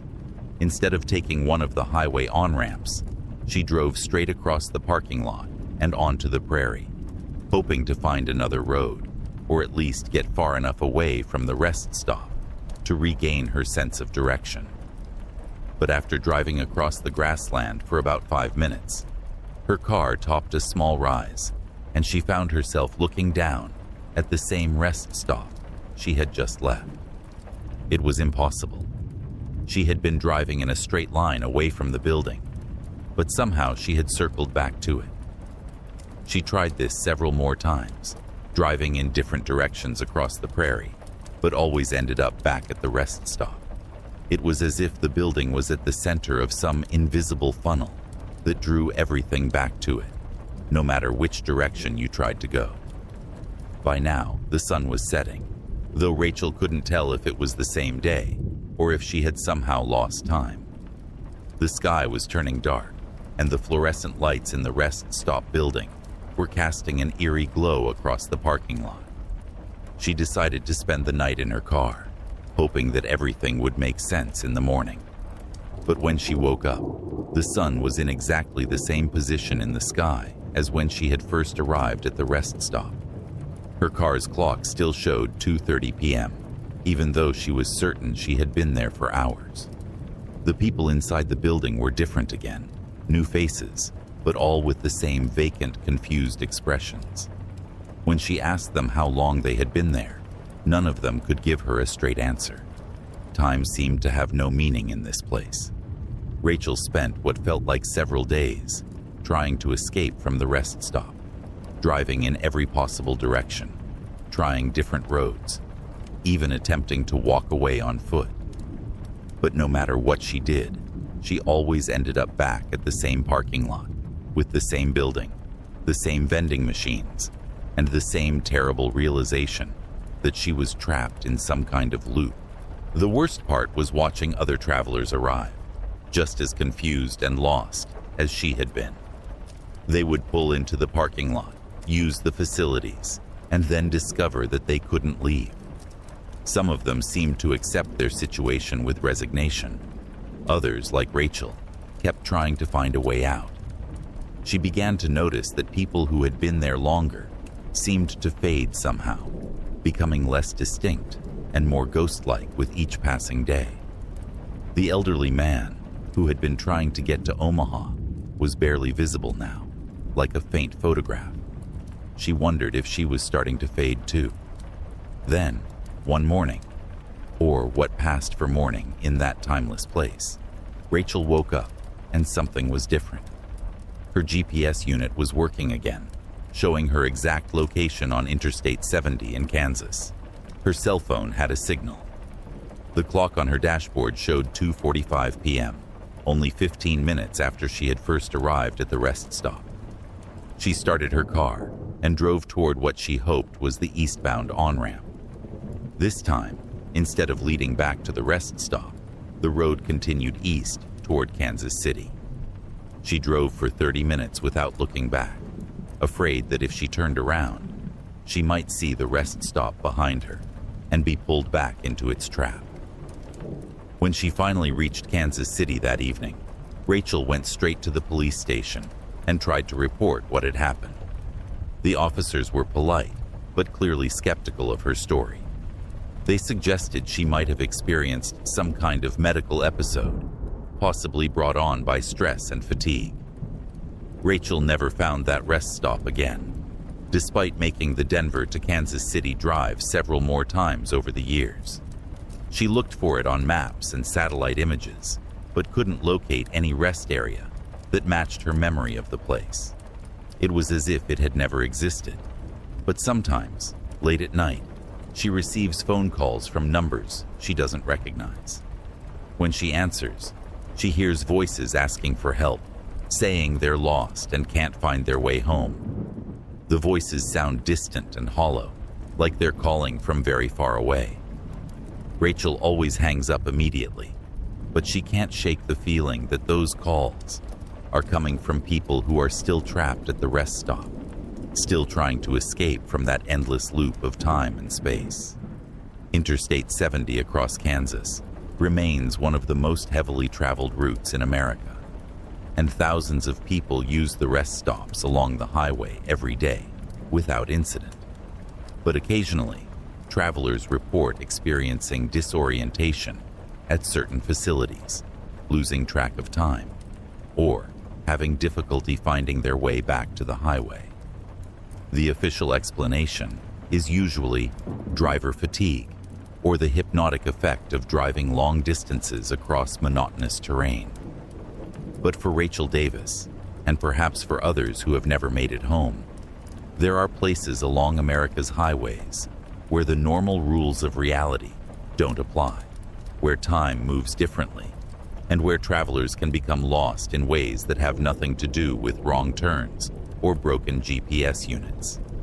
She still makes the drive between Denver and Kansas City occasionally, but now she never stops at rest areas she doesn't recognize, and she always makes sure her gas tank is full before entering the vast emptiness of the Kansas prairie. Because somewhere out there, in the space between here and there, that rest stop is still waiting for the next confused traveler to pull into its parking lot, thinking they're just taking a quick break from the road. In October 2002, newlyweds Kevin and Amy Richardson were driving from their wedding in Phoenix to their honeymoon destination in Sedona, Arizona. What should have been a romantic 3-hour drive through the desert became a terrifying ordeal when an unexpected breakdown forced them to spend the night at a remote motel that seemed to exist outside the normal flow of time and reality. The couple had rented a convertible for their honeymoon, a red Mustang that Kevin thought would be perfect for cruising through Arizona's scenic desert highways. They left Phoenix around 4 p.m., planning to reach Sedona in time for dinner at a fancy restaurant Amy had booked months in advance. The route took them north on Interstate 17 through some of the most beautiful desert landscape in the Southwest. About an hour into their drive, as they were passing through the small town of Black Canyon City, the Mustang began making strange noises. The engine started running rough, and Kevin noticed the temperature gauge climbing toward the red zone. He pulled off at the next exit, hoping to find a gas station where someone could take a look at the car. The exit led to a 2-lane highway that stretched into the desert with no visible buildings or signs of civilization. Kevin drove slowly for about 10 minutes, the engine continuing to overheat, until they spotted a sign that read, Shadow Valley Motel, 5 miles, clean rooms, reasonable rates. "I've never heard of Shadow Valley," Amy said, checking their road atlas. "It's not on any of these maps." Kevin was more concerned about the car than the geography. The engine was now making alarming knocking sounds, and steam was beginning to rise from under the hood. "We need to stop somewhere before this thing completely dies on us," he said. 5 miles down the desert highway, they found the Shadow Valley Motel. It was a small L-shaped building with about 12 rooms, painted white, but weathered by years of desert sun and wind. The parking lot was cracked asphalt with weeds growing through the gaps, and a flickering neon sign advertised "Vacancy" in pink letters. Next to the motel was a small diner and what appeared to be a service station, though the gas pumps looked like they hadn't been updated since the 1970s. Kevin pulled the smoking Mustang into the motel parking lot and turned off the engine. The sudden silence was unsettling. No traffic sounds, no aircraft overhead, just the whisper of desert wind and the tick of the cooling engine. The motel office was a small room with wood-paneled walls and a counter that looked like it had been there for decades. Behind the counter sat an elderly man with deeply tanned skin and eyes that seemed much older than his face. He wore a faded Western shirt and a bolo tie, and when he smiled, his teeth were stained yellow from years of cigarettes. "Car trouble?" he asked in a gravelly voice, though Kevin hadn't mentioned anything about their breakdown. "Yeah, the engine overheated," Kevin replied. "Is there anywhere around here we can get it looked at?" The old man nodded toward the service station next door. "My nephew Eddie runs the garage. He'll take a look at it first thing in the morning. You folks need a room for the night?" Kevin looked at Amy, who nodded reluctantly. They really didn't have much choice. They were stuck in the middle of nowhere with a broken-down car and no cell phone service. "How much for a room?" Kevin asked. $40, the old man said. "Cash only. Room 7 is nice and quiet, away from the highway noise." Kevin paid the $40 and received an old-fashioned metal key attached to a plastic diamond-shaped tag. Room 7 was at the far end of the motel, facing the desert rather than the parking lot. The room was clean but dated, with a double bed covered in a faded floral bedspread, a small TV that looked like it was from the 1980s, and a window air conditioning unit that rattled loudly when Kevin turned it on. Amy sat on the edge of the bed and looked around the room with obvious discomfort. "This place gives me the creeps," she said. "Something feels wrong about it." Kevin checked his watch. It was now past 6 p.m., and they had missed their dinner reservation in Sedona. He tried his cell phone again, but there was still no signal. "Let's just get through the night," he said. "Tomorrow, we'll get the car fixed and continue to Sedona." They decided to eat dinner at the motel's diner, which was connected to the main building by a covered walkway. The diner was larger than it had appeared from outside, with red vinyl booths and a long counter with chrome stools. A few other customers sat scattered around the room, a truck driver reading a newspaper, an elderly couple sharing a piece of pie, and a middle-aged woman sitting alone at the counter, staring into her coffee cup. The waitress was a thin woman in her 50s, with bleached blonde hair and tired eyes. She wore a pink uniform with Dolores embroidered on the pocket, and moved with the weary efficiency of someone who had been doing the same job for decades. "You folks just checking in?" Dolores asked as she seated them in a booth near the window. "Yeah, car broke down," Kevin said. "We're hoping to get it fixed tomorrow." Dolores gave them a look that seemed almost sympathetic. "Eddie's real good with cars," she said. "He'll get you fixed up and back on the road." The food was surprisingly good.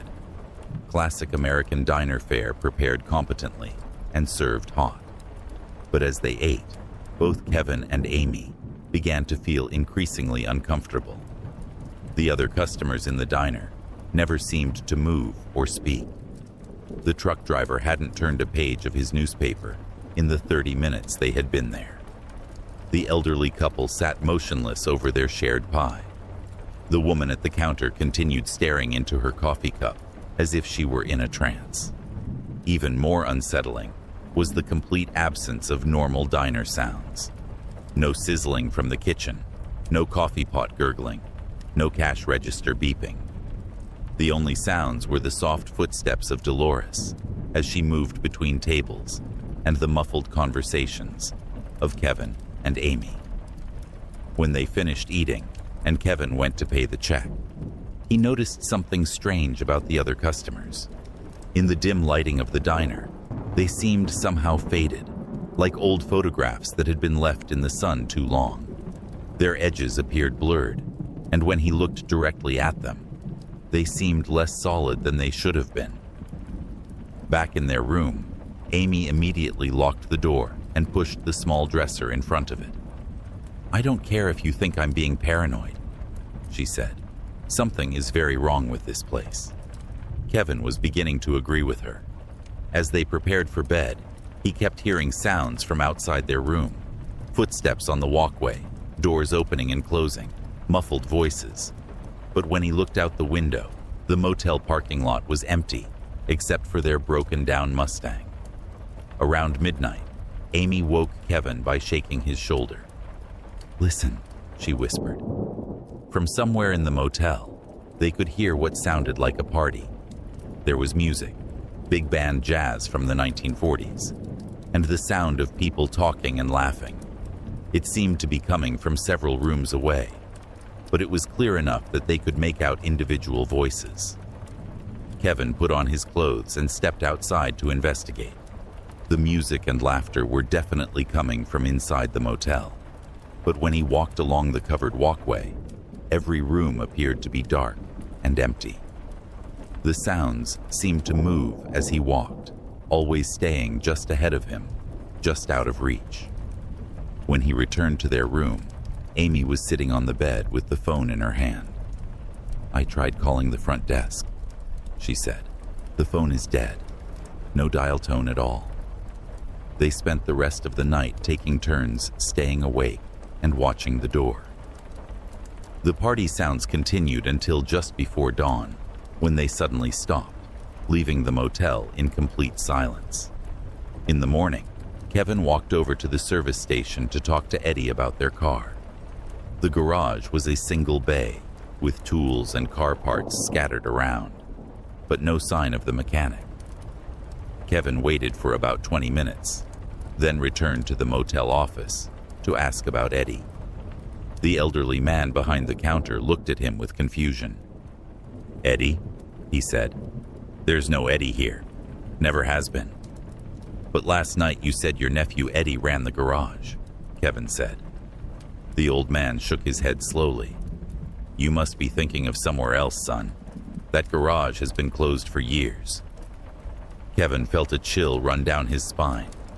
He was certain the man had mentioned Eddie the night before, but now the clerk seemed to have no memory of the conversation. He returned to the room and told Amy what had happened.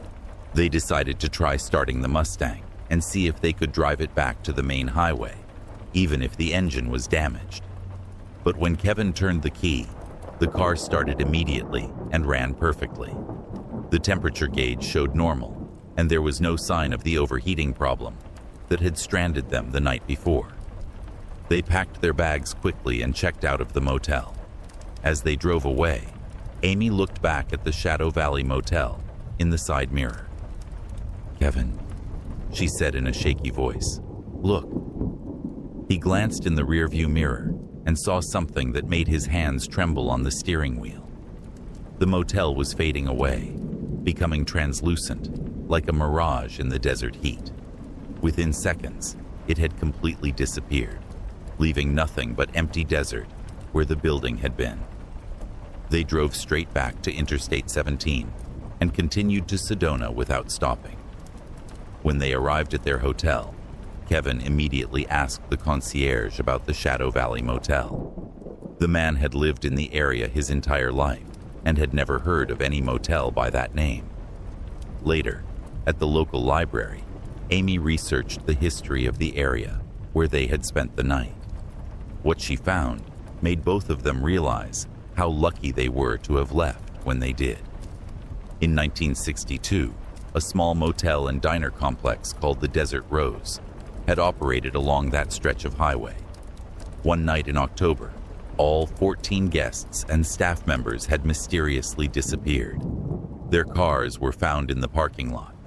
Their belongings were still in their rooms, and there were no signs of violence or struggle. The people had simply vanished. The motel was investigated by local police and eventually by the FBI, but no trace of the missing people was ever found. The property was abandoned and eventually demolished in the 1970s.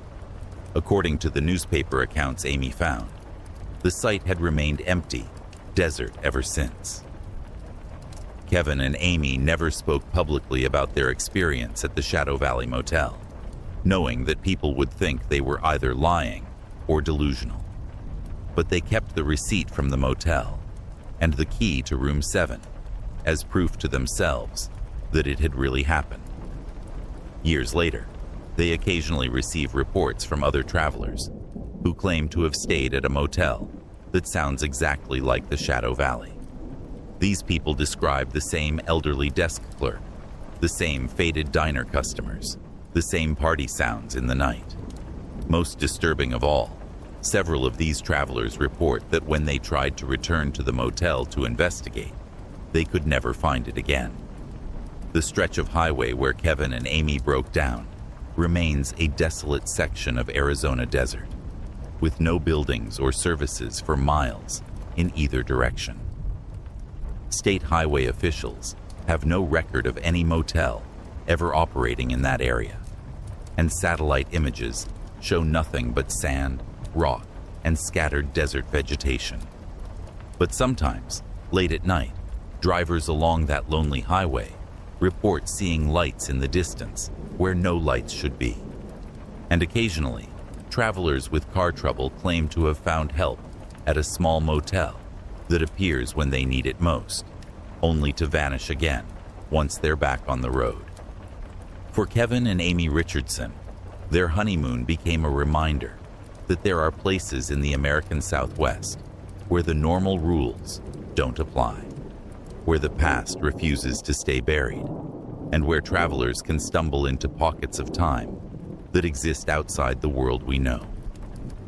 They were fortunate to escape with only memories and a story they'll never fully understand. Others, perhaps, weren't so lucky.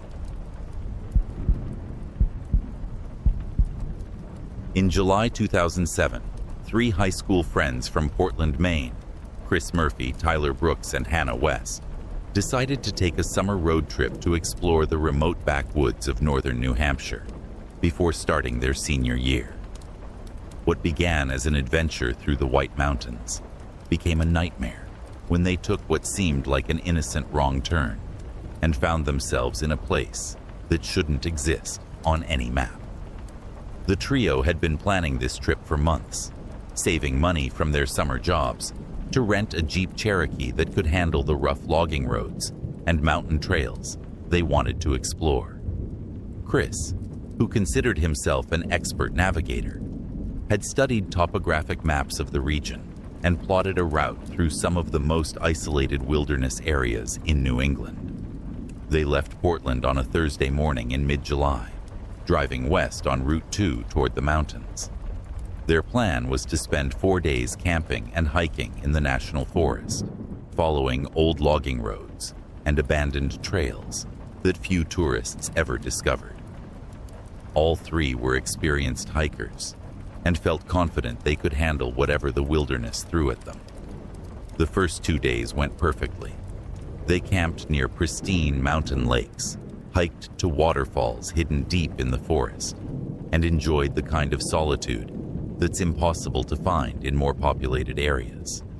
On Saturday afternoon, they were driving along a narrow dirt road called Route 18, which appeared on their map as a scenic route that would eventually connect them back to the main highway system. Route 18 was barely wide enough for one vehicle, winding through dense forest with steep drop-offs on one side and towering pine trees on the other. They had been following it for about an hour when they came to a fork in the road that wasn't marked on any of their maps. The main route seemed to curve left and downhill, while a smaller trail branched off to the right, climbing up into the mountains. Chris studied the maps while Tyler and Hannah waited in the Jeep.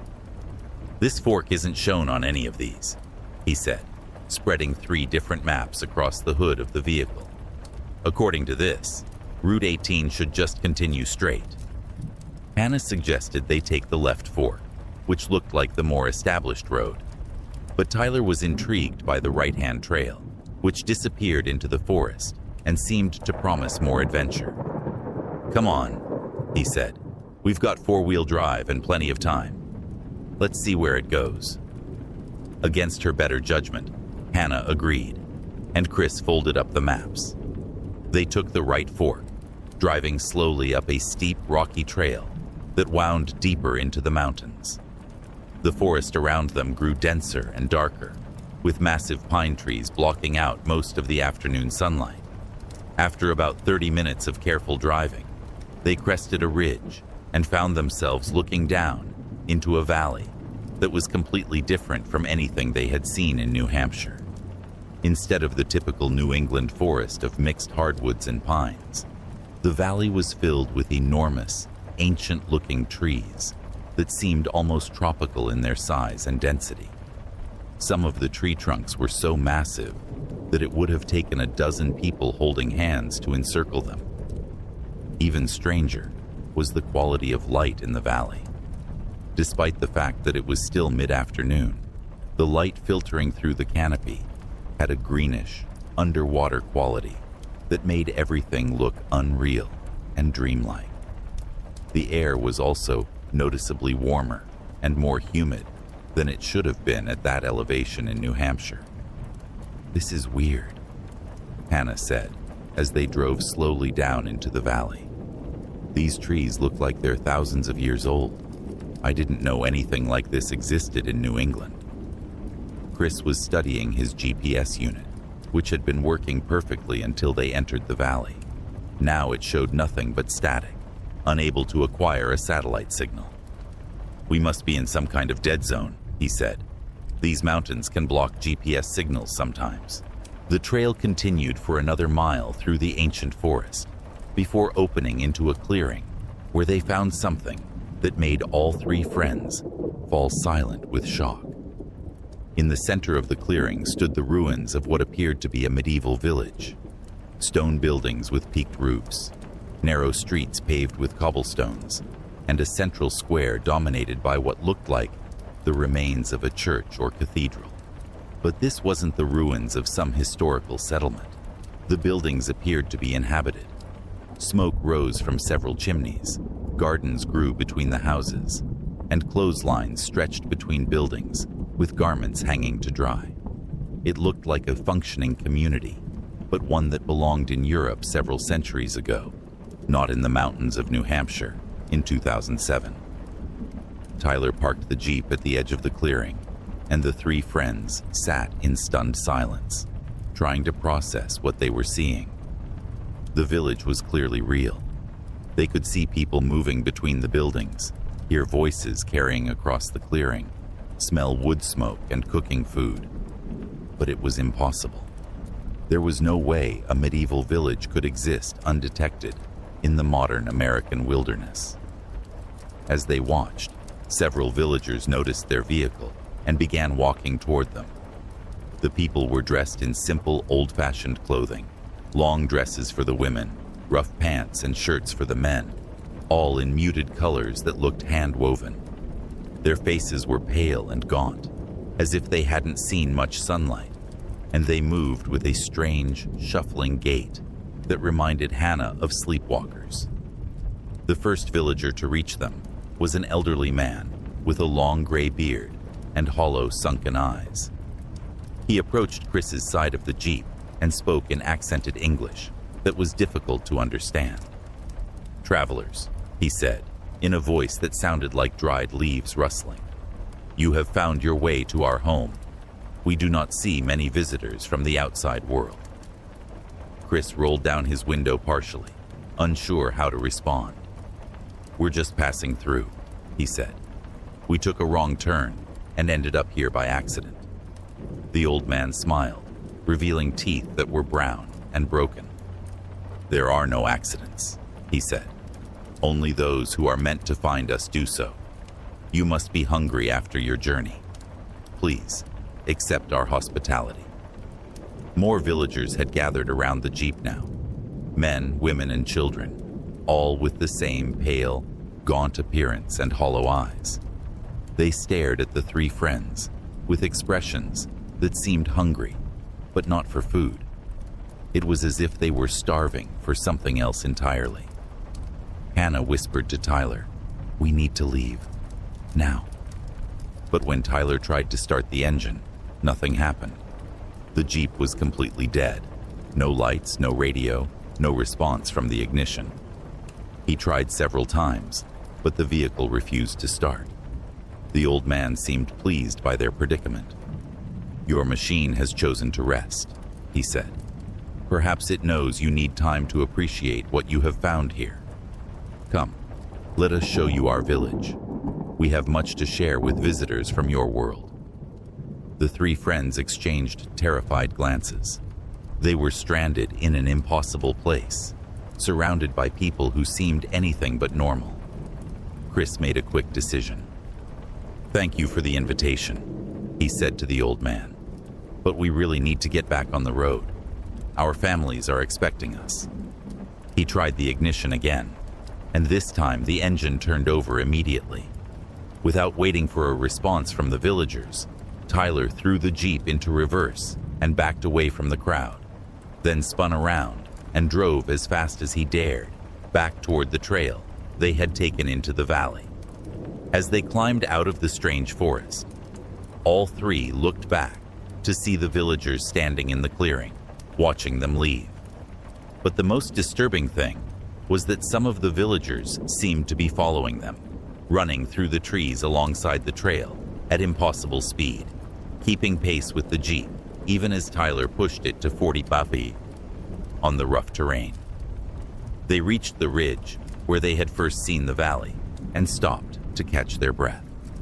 When they looked back, the valley appeared completely normal, just typical New Hampshire forest, with no sign of the ancient trees or the mysterious village.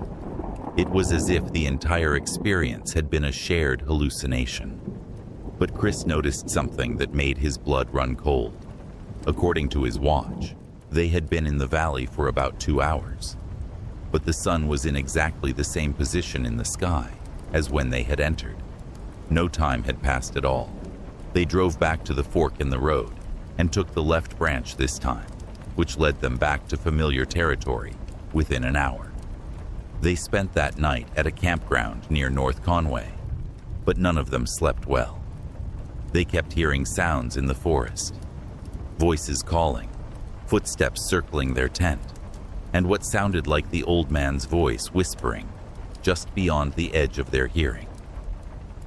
The next morning, they packed up and drove straight back to Portland, cutting their trip short by 2 days. They tried to research the area where they had found the village, but could find no historical records of any settlement in that region. According to official sources, the valley they had driven through was uninhabited wilderness that had never been developed or settled. Chris contacted the New Hampshire Historical Society and described what they had seen, but the researcher he spoke with insisted that no medieval village had ever existed anywhere in the state. She suggested they might have stumbled upon some kind of Renaissance fair or historical reenactment, though she couldn't explain how such an event could take place in the middle of the wilderness without permits or publicity. Over the following months, all three friends tried to convince themselves that they had experienced some kind of group delusion, possibly caused by altitude, stress, or contaminated water. But they couldn't explain the physical evidence. The photographs Hannah had taken with her digital camera showed the ancient forest and the stone buildings clearly. The images were real and undeniable. More disturbing were the dreams that began shortly after their return to Maine. All three started having the same recurring nightmare. They were back in the medieval village, but this time they couldn't leave. The villagers surrounded them, reaching out with pale hands, pleading for them to stay forever. In the dreams, they could feel themselves becoming like the villagers, pale, hollow-eyed, hungry for something they couldn't name. Tyler was the first to notice physical changes. His skin began to lose color, becoming almost translucent. He lost weight rapidly and complained of feeling cold all the time, even in the middle of summer. His eyes developed dark circles that made them appear sunken, just like the villagers they had encountered. Hannah and Chris showed similar symptoms within weeks. all three became increasingly withdrawn and antisocial, preferring to spend time alone rather than with friends or family. They stopped eating regular food, complaining that everything tasted like ash. The only thing that seemed to satisfy their strange hunger was raw meat, preferably still warm. By October, all three had dropped out of school and were living like hermits. Their families tried to get them medical help, but doctors couldn't find anything physically wrong with them. Blood tests, brain scans, and psychological evaluations all came back normal. The last anyone heard from Chris, Tyler, and Hannah was in November 2007, when they left notes for their families saying they were going back to New Hampshire to finish what they started. Their Jeep was found abandoned on Route 18, at the same fork in the road where they had made their fateful wrong turn. Search and rescue teams combed the area for weeks, but found no trace of the three friends. The trail they claimed to have followed into the valley couldn't be located, and aerial surveys showed no clearings or structures anywhere in the region they had described. Officially, Chris Murphy, Tyler Brooks, and Hannah West remain missing persons. But local rangers and hikers in the White Mountains sometimes report seeing three pale figures walking through the forest at dusk, always heading deeper into the wilderness, always searching for something they can never find. Route 18 still winds through the mountains of New Hampshire, and thousands of hikers and drivers use it every year without incident.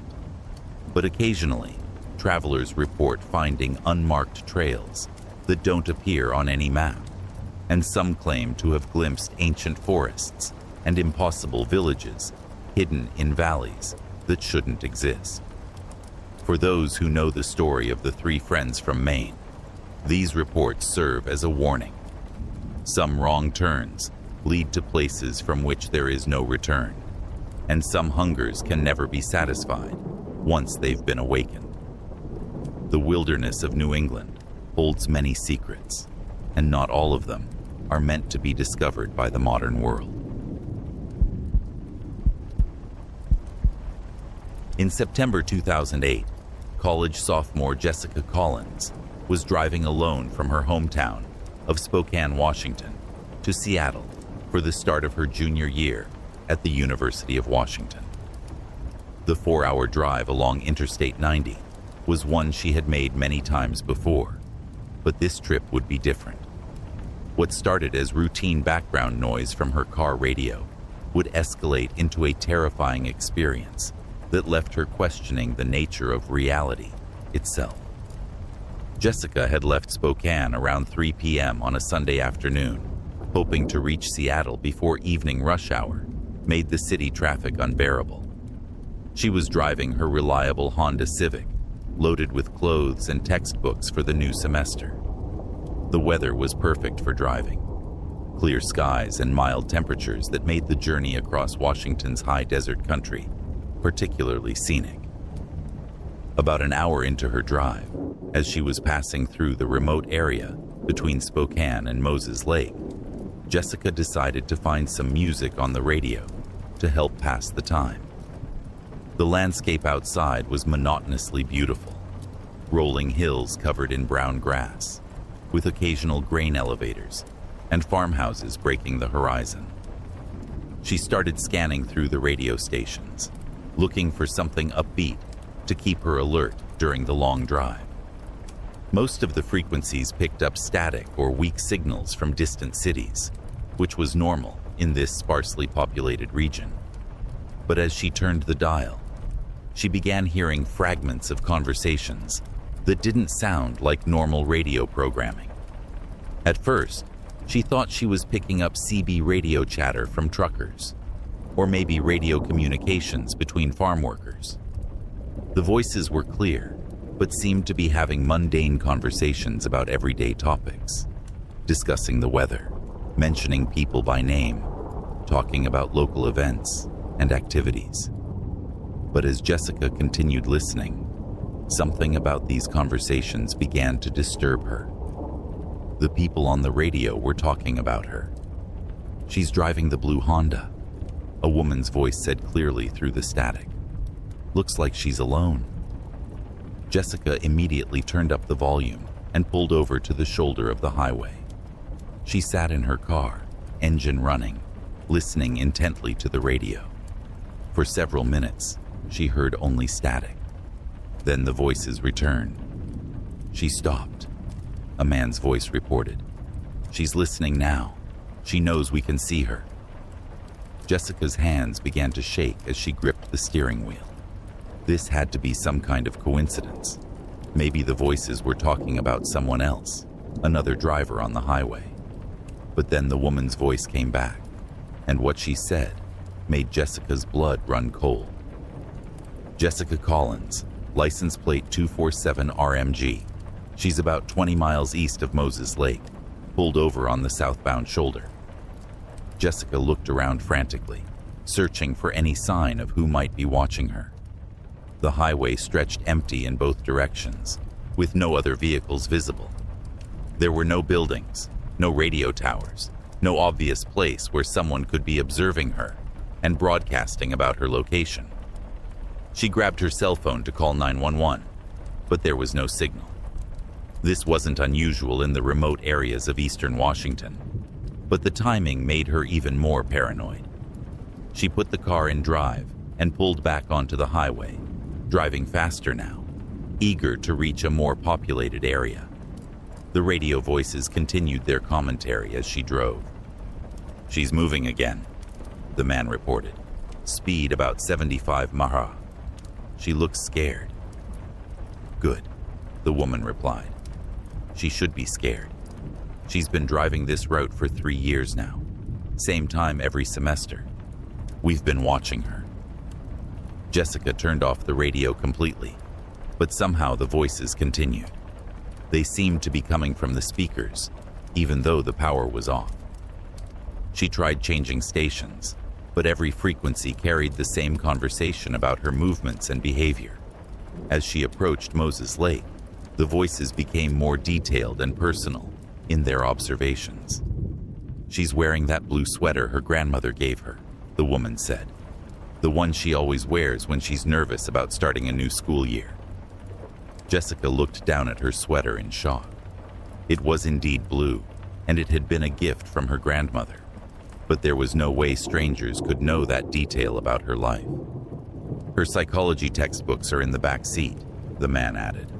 She's worried about Professor Martinez's class. Heard it's really difficult. This was impossible.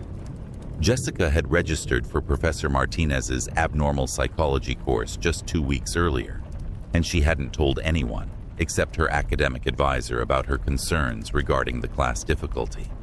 The voices knew things about her that no stranger could possibly know. They discussed her childhood in Spokane, her relationship with her parents, her plans after graduation, even her private thoughts and worries that she had never shared with anyone. As she drove through Moses Lake, Jessica considered stopping at the police station to report what was happening. But how could she explain that voices on her radio were talking about her? They would think she was having some kind of mental breakdown. Instead, she decided to continue driving toward Seattle, hoping that once she got closer to the city, the strange radio phenomenon would stop. But as the miles passed, the voices became more sinister in their tone. She thinks she can escape by reaching Seattle, the woman said with what sounded like amusement. She doesn't understand that we're not limited by geography. Tell her about the accident, the man suggested. What accident? Jessica asked aloud, then immediately regretted speaking. She didn't want to encourage whatever was happening. The woman's voice became cold and deliberate. The accident you're going to have, Jessica. About 15 miles ahead, there's a curve in the road. You're going to take it too fast. Jessica slowed down immediately, reducing her speed to 55 mph. She began looking ahead anxiously for any dangerous curves or potential hazards. Slowing down won't help, the man said. It's not about speed, it's about the deer. What deer? Jessica whispered. though she knew she shouldn't be engaging with the voices. "The doe that's going to run into the road," the woman explained. "You'll swerve to avoid it, lose control of your car, and roll down the embankment. The impact will break your neck instantly." Jessica pulled over again, this time at a rest area near George Washington. She turned off the engine completely and sat in silence, trying to calm down and think rationally about what was happening. Maybe she was having some kind of stress-induced hallucination. Maybe the isolation of the long drive was affecting her mental state. But when she turned the radio back on, the voices were still there, and now they sounded impatient. "She's stopped again," the man reported. "She's trying to figure out if we're real or if she's losing her mind." "We're real, Jessica," the woman said, speaking directly to her now. "More real than you can understand, and we're trying to help you avoid the accident." "Then tell me how," Jessica said aloud, abandoning any pretense that this wasn't happening. "Don't take the highway," the woman replied. "Take the back roads through Vantage. It's longer, but safer." Jessica studied her road atlas and found an alternate route that would take her north through the small town of Vantage, then across the Columbia River to connect with Interstate 90 further west. It would add about an hour to her trip, but if it meant avoiding whatever the voices were warning her about, it seemed worth the detour. As she drove the back roads toward Vantage, the radio voices continued their commentary, but their tone had changed. They seemed more protective now, almost caring. "Good choice," the man said.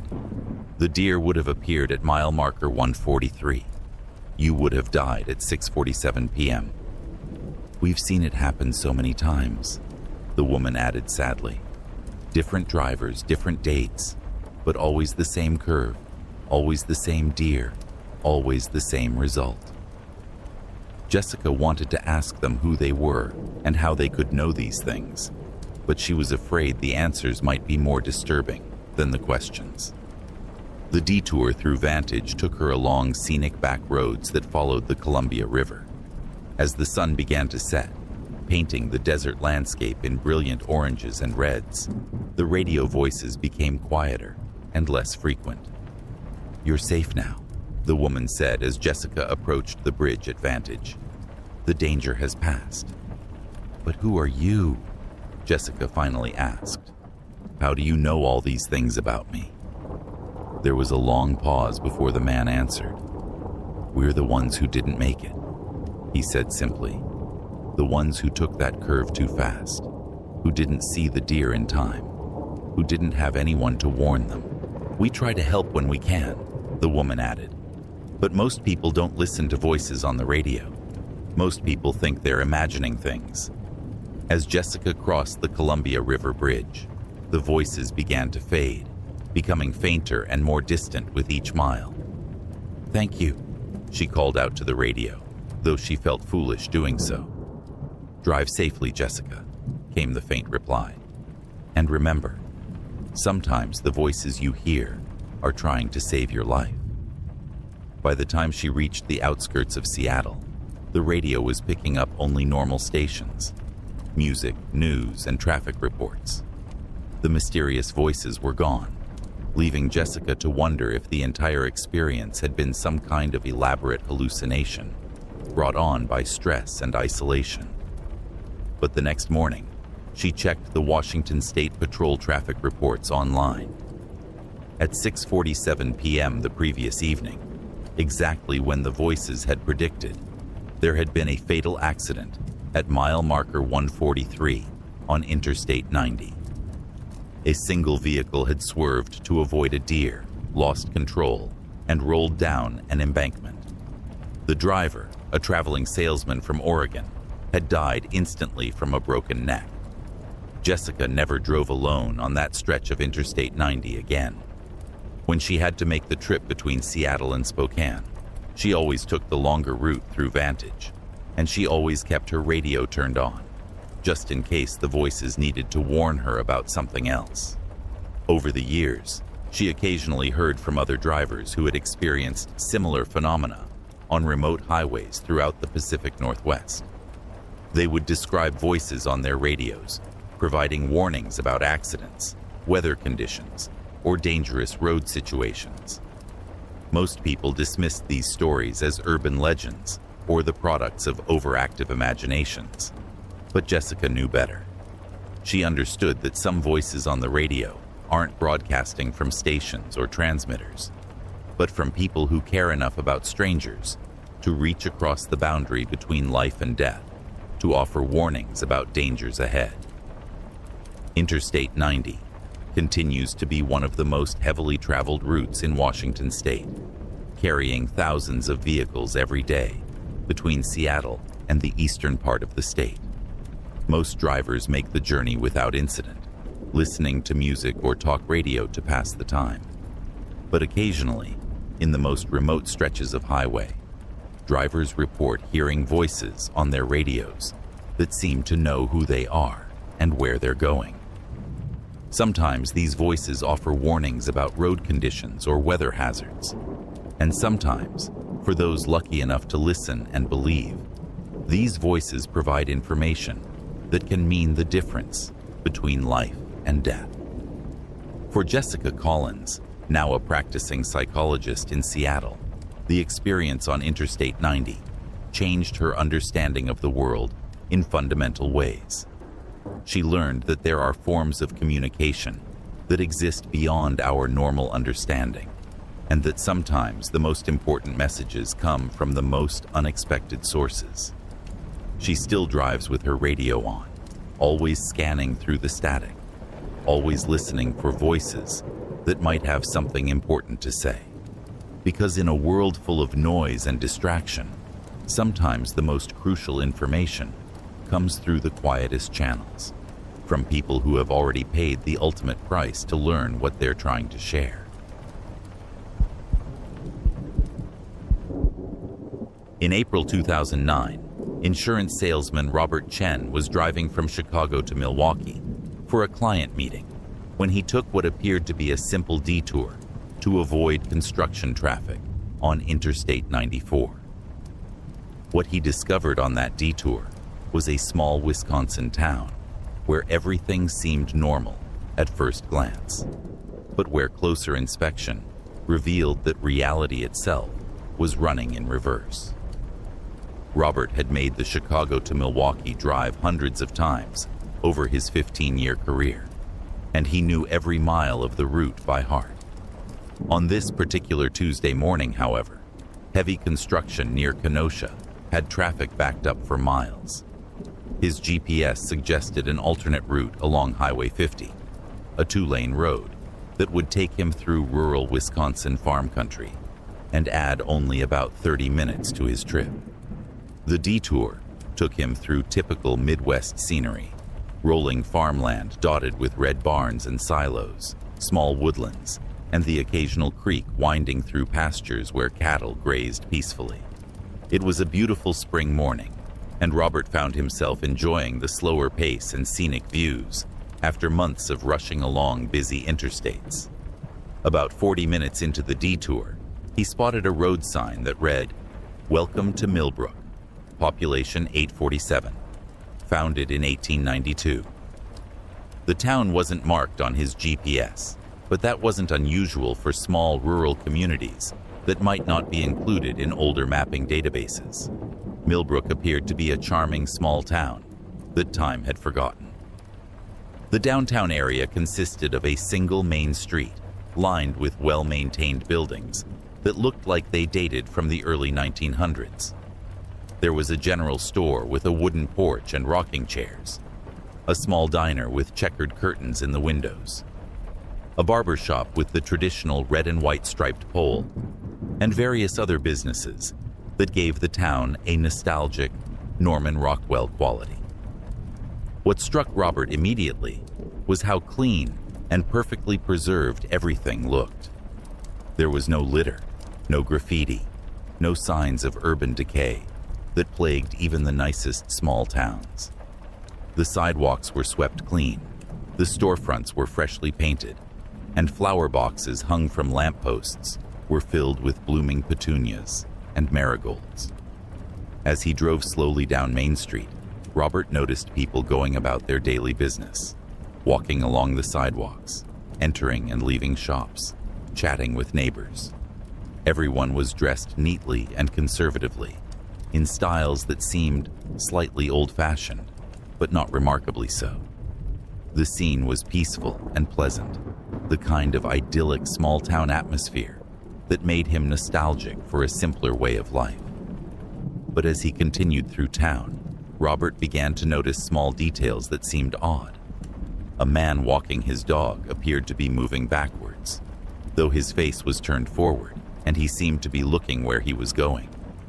A woman hanging laundry on a clothesline was taking clothes down and putting them into her basket, but the clothes were getting more wrinkled and damp as she handled them, as if the drying process was reversing. At first, Robert dismissed these observations as tricks of his perception, or brief moments where he had misunderstood what he was seeing.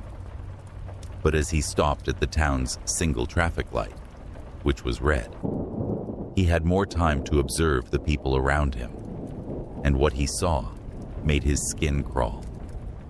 A group of children playing in a small park across the street were engaged in what looked like a normal game of catch, but the ball was flying from their gloves to their hands instead of the other way around. An elderly man reading a newspaper on a bench was turning pages from back to front, and as Robert watched, the text on the visible pages seemed to be disappearing, leaving blank paper behind. Most disturbing of all was a woman walking her baby in a stroller. She was moving forward normally, pushing the stroller ahead of her, but the baby appeared to be getting smaller with each step. What had started as a toddler-sized child was now infant-sized, and as Robert watched in horror, the child seemed to be shrinking further, aging backwards before his eyes. The traffic light turned green, and Robert drove through the intersection as quickly as he could, without appearing to speed. He wanted to get out of Millbrook as fast as possible, but the town seemed to stretch on much longer than it should have, based on its apparent size. Block after block of the same well-maintained buildings and backwards-moving people extended ahead of him. He passed a gas station where an attendant was using a gas pump in reverse. Instead of filling a car's tank, fuel was flowing from the vehicle back into the underground storage tanks. The car's gas gauge was moving backwards, from full to empty, and the customer looked satisfied with this reverse transaction. At the local diner, Robert could see through the large windows that patrons were engaged in the process of uneating their meals. Food was moving from their stomachs back onto their plates, becoming more fresh and appetizing as it reversed through the digestive process. The waitress was taking empty plates and filling them with food that appeared from thin air, then setting them in front of customers who hadn't ordered yet. Robert pulled over in front of the diner, his hands shaking as he tried to process what he was witnessing. This couldn't be real. He must be having some kind of hallucination, possibly caused by stress, lack of sleep, or a medical condition he wasn't aware of. But when he looked at his watch, he noticed that the second hand was moving counterclockwise. The digital clock on his dashboard was also running backwards, showing earlier times with each passing moment.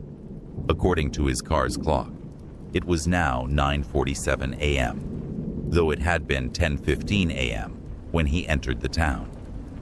He tried starting his car to leave immediately, but the engine wouldn't turn over. He tried several times, but nothing happened. Then he noticed something that made his blood run cold. His gas gauge was showing less fuel than when he had entered the town, and as he watched, it continued to drop, as if his car was consuming gasoline while sitting still with the engine off. A tap on his passenger side window made him jump. A middle-aged man in a neat suit and tie was standing beside the car, smiling pleasantly and gesturing for Robert to roll down the window. "Having car trouble?" the man asked when Robert cracked the window slightly. "Yeah, it won't start," Robert replied, studying the man's face.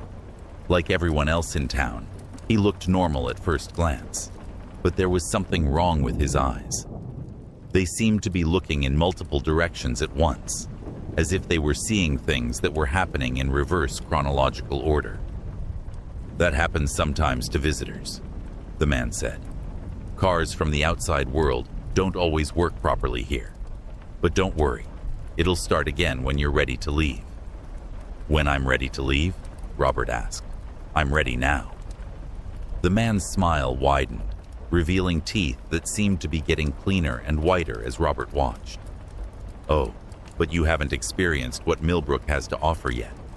We don't get many visitors from your time. Most people never find us, or if they do, they drive right through without stopping to appreciate what they're seeing." "What am I seeing exactly?" Robert asked, though he wasn't sure he wanted to know the answer. "Time moving as it should," the man replied. "Backwards toward better days, simpler times, when life made sense and people knew their place in the world.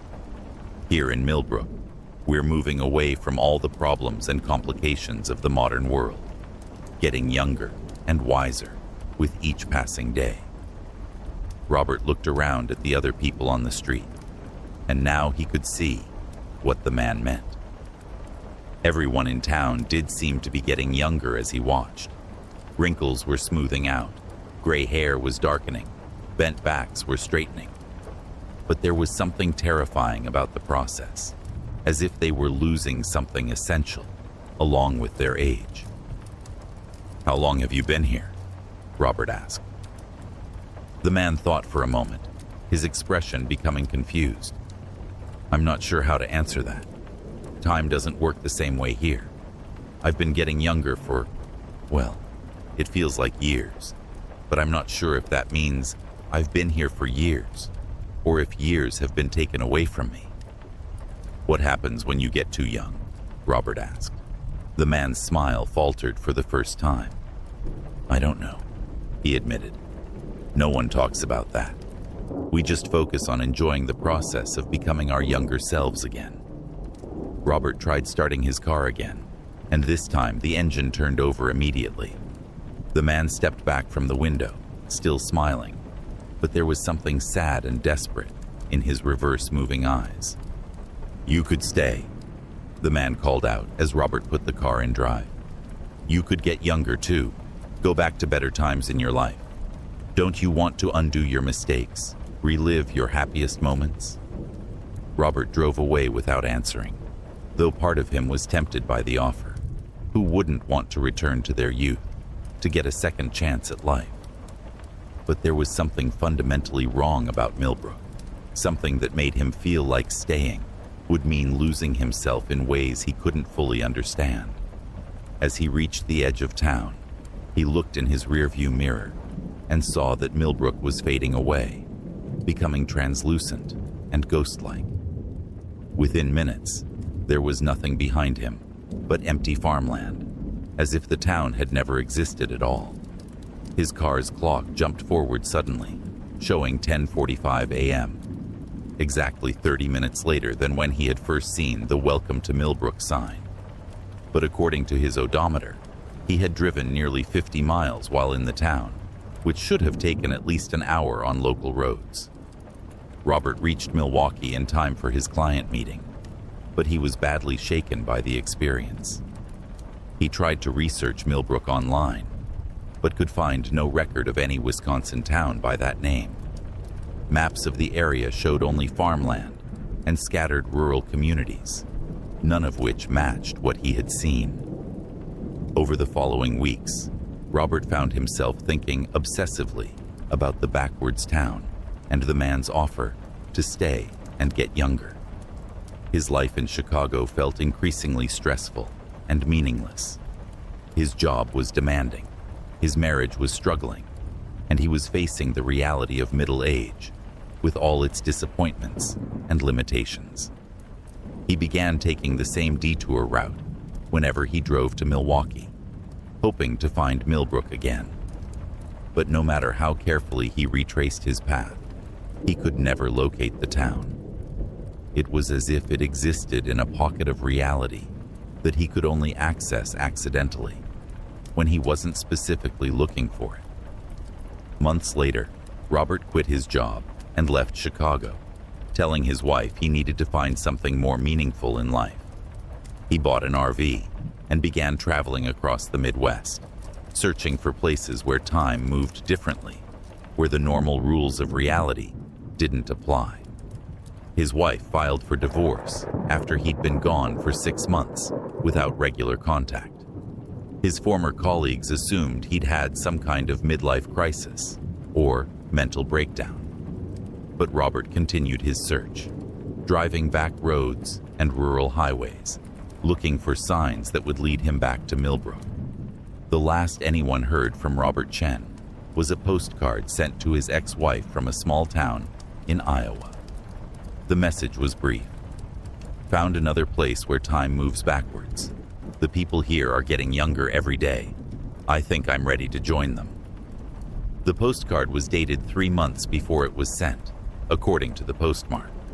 Investigators found his abandoned RV in a cornfield outside a town that, according to official records, had been abandoned since the 1950s.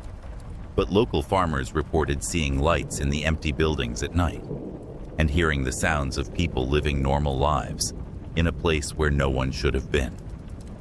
Highway 50 continues to be a popular alternate route for travelers between Chicago and Milwaukee, and most drivers who use it see nothing more than typical Wisconsin farm country. But occasionally, motorists report glimpsing small towns that aren't marked on any map, places where the people seem to be living life in reverse, getting younger instead of older, undoing the passage of time, one day at a time. For those who encounter these backwards places, the temptation to stay can be overwhelming. Who wouldn't want to return to their youth, to undo their mistakes, and relive their best moments? But as Robert Chen discovered, some prices are too high to pay, even for a second chance at life. Time moves forward for a reason, and trying to reverse its flow can trap you in places where tomorrow never comes and yesterday never ends.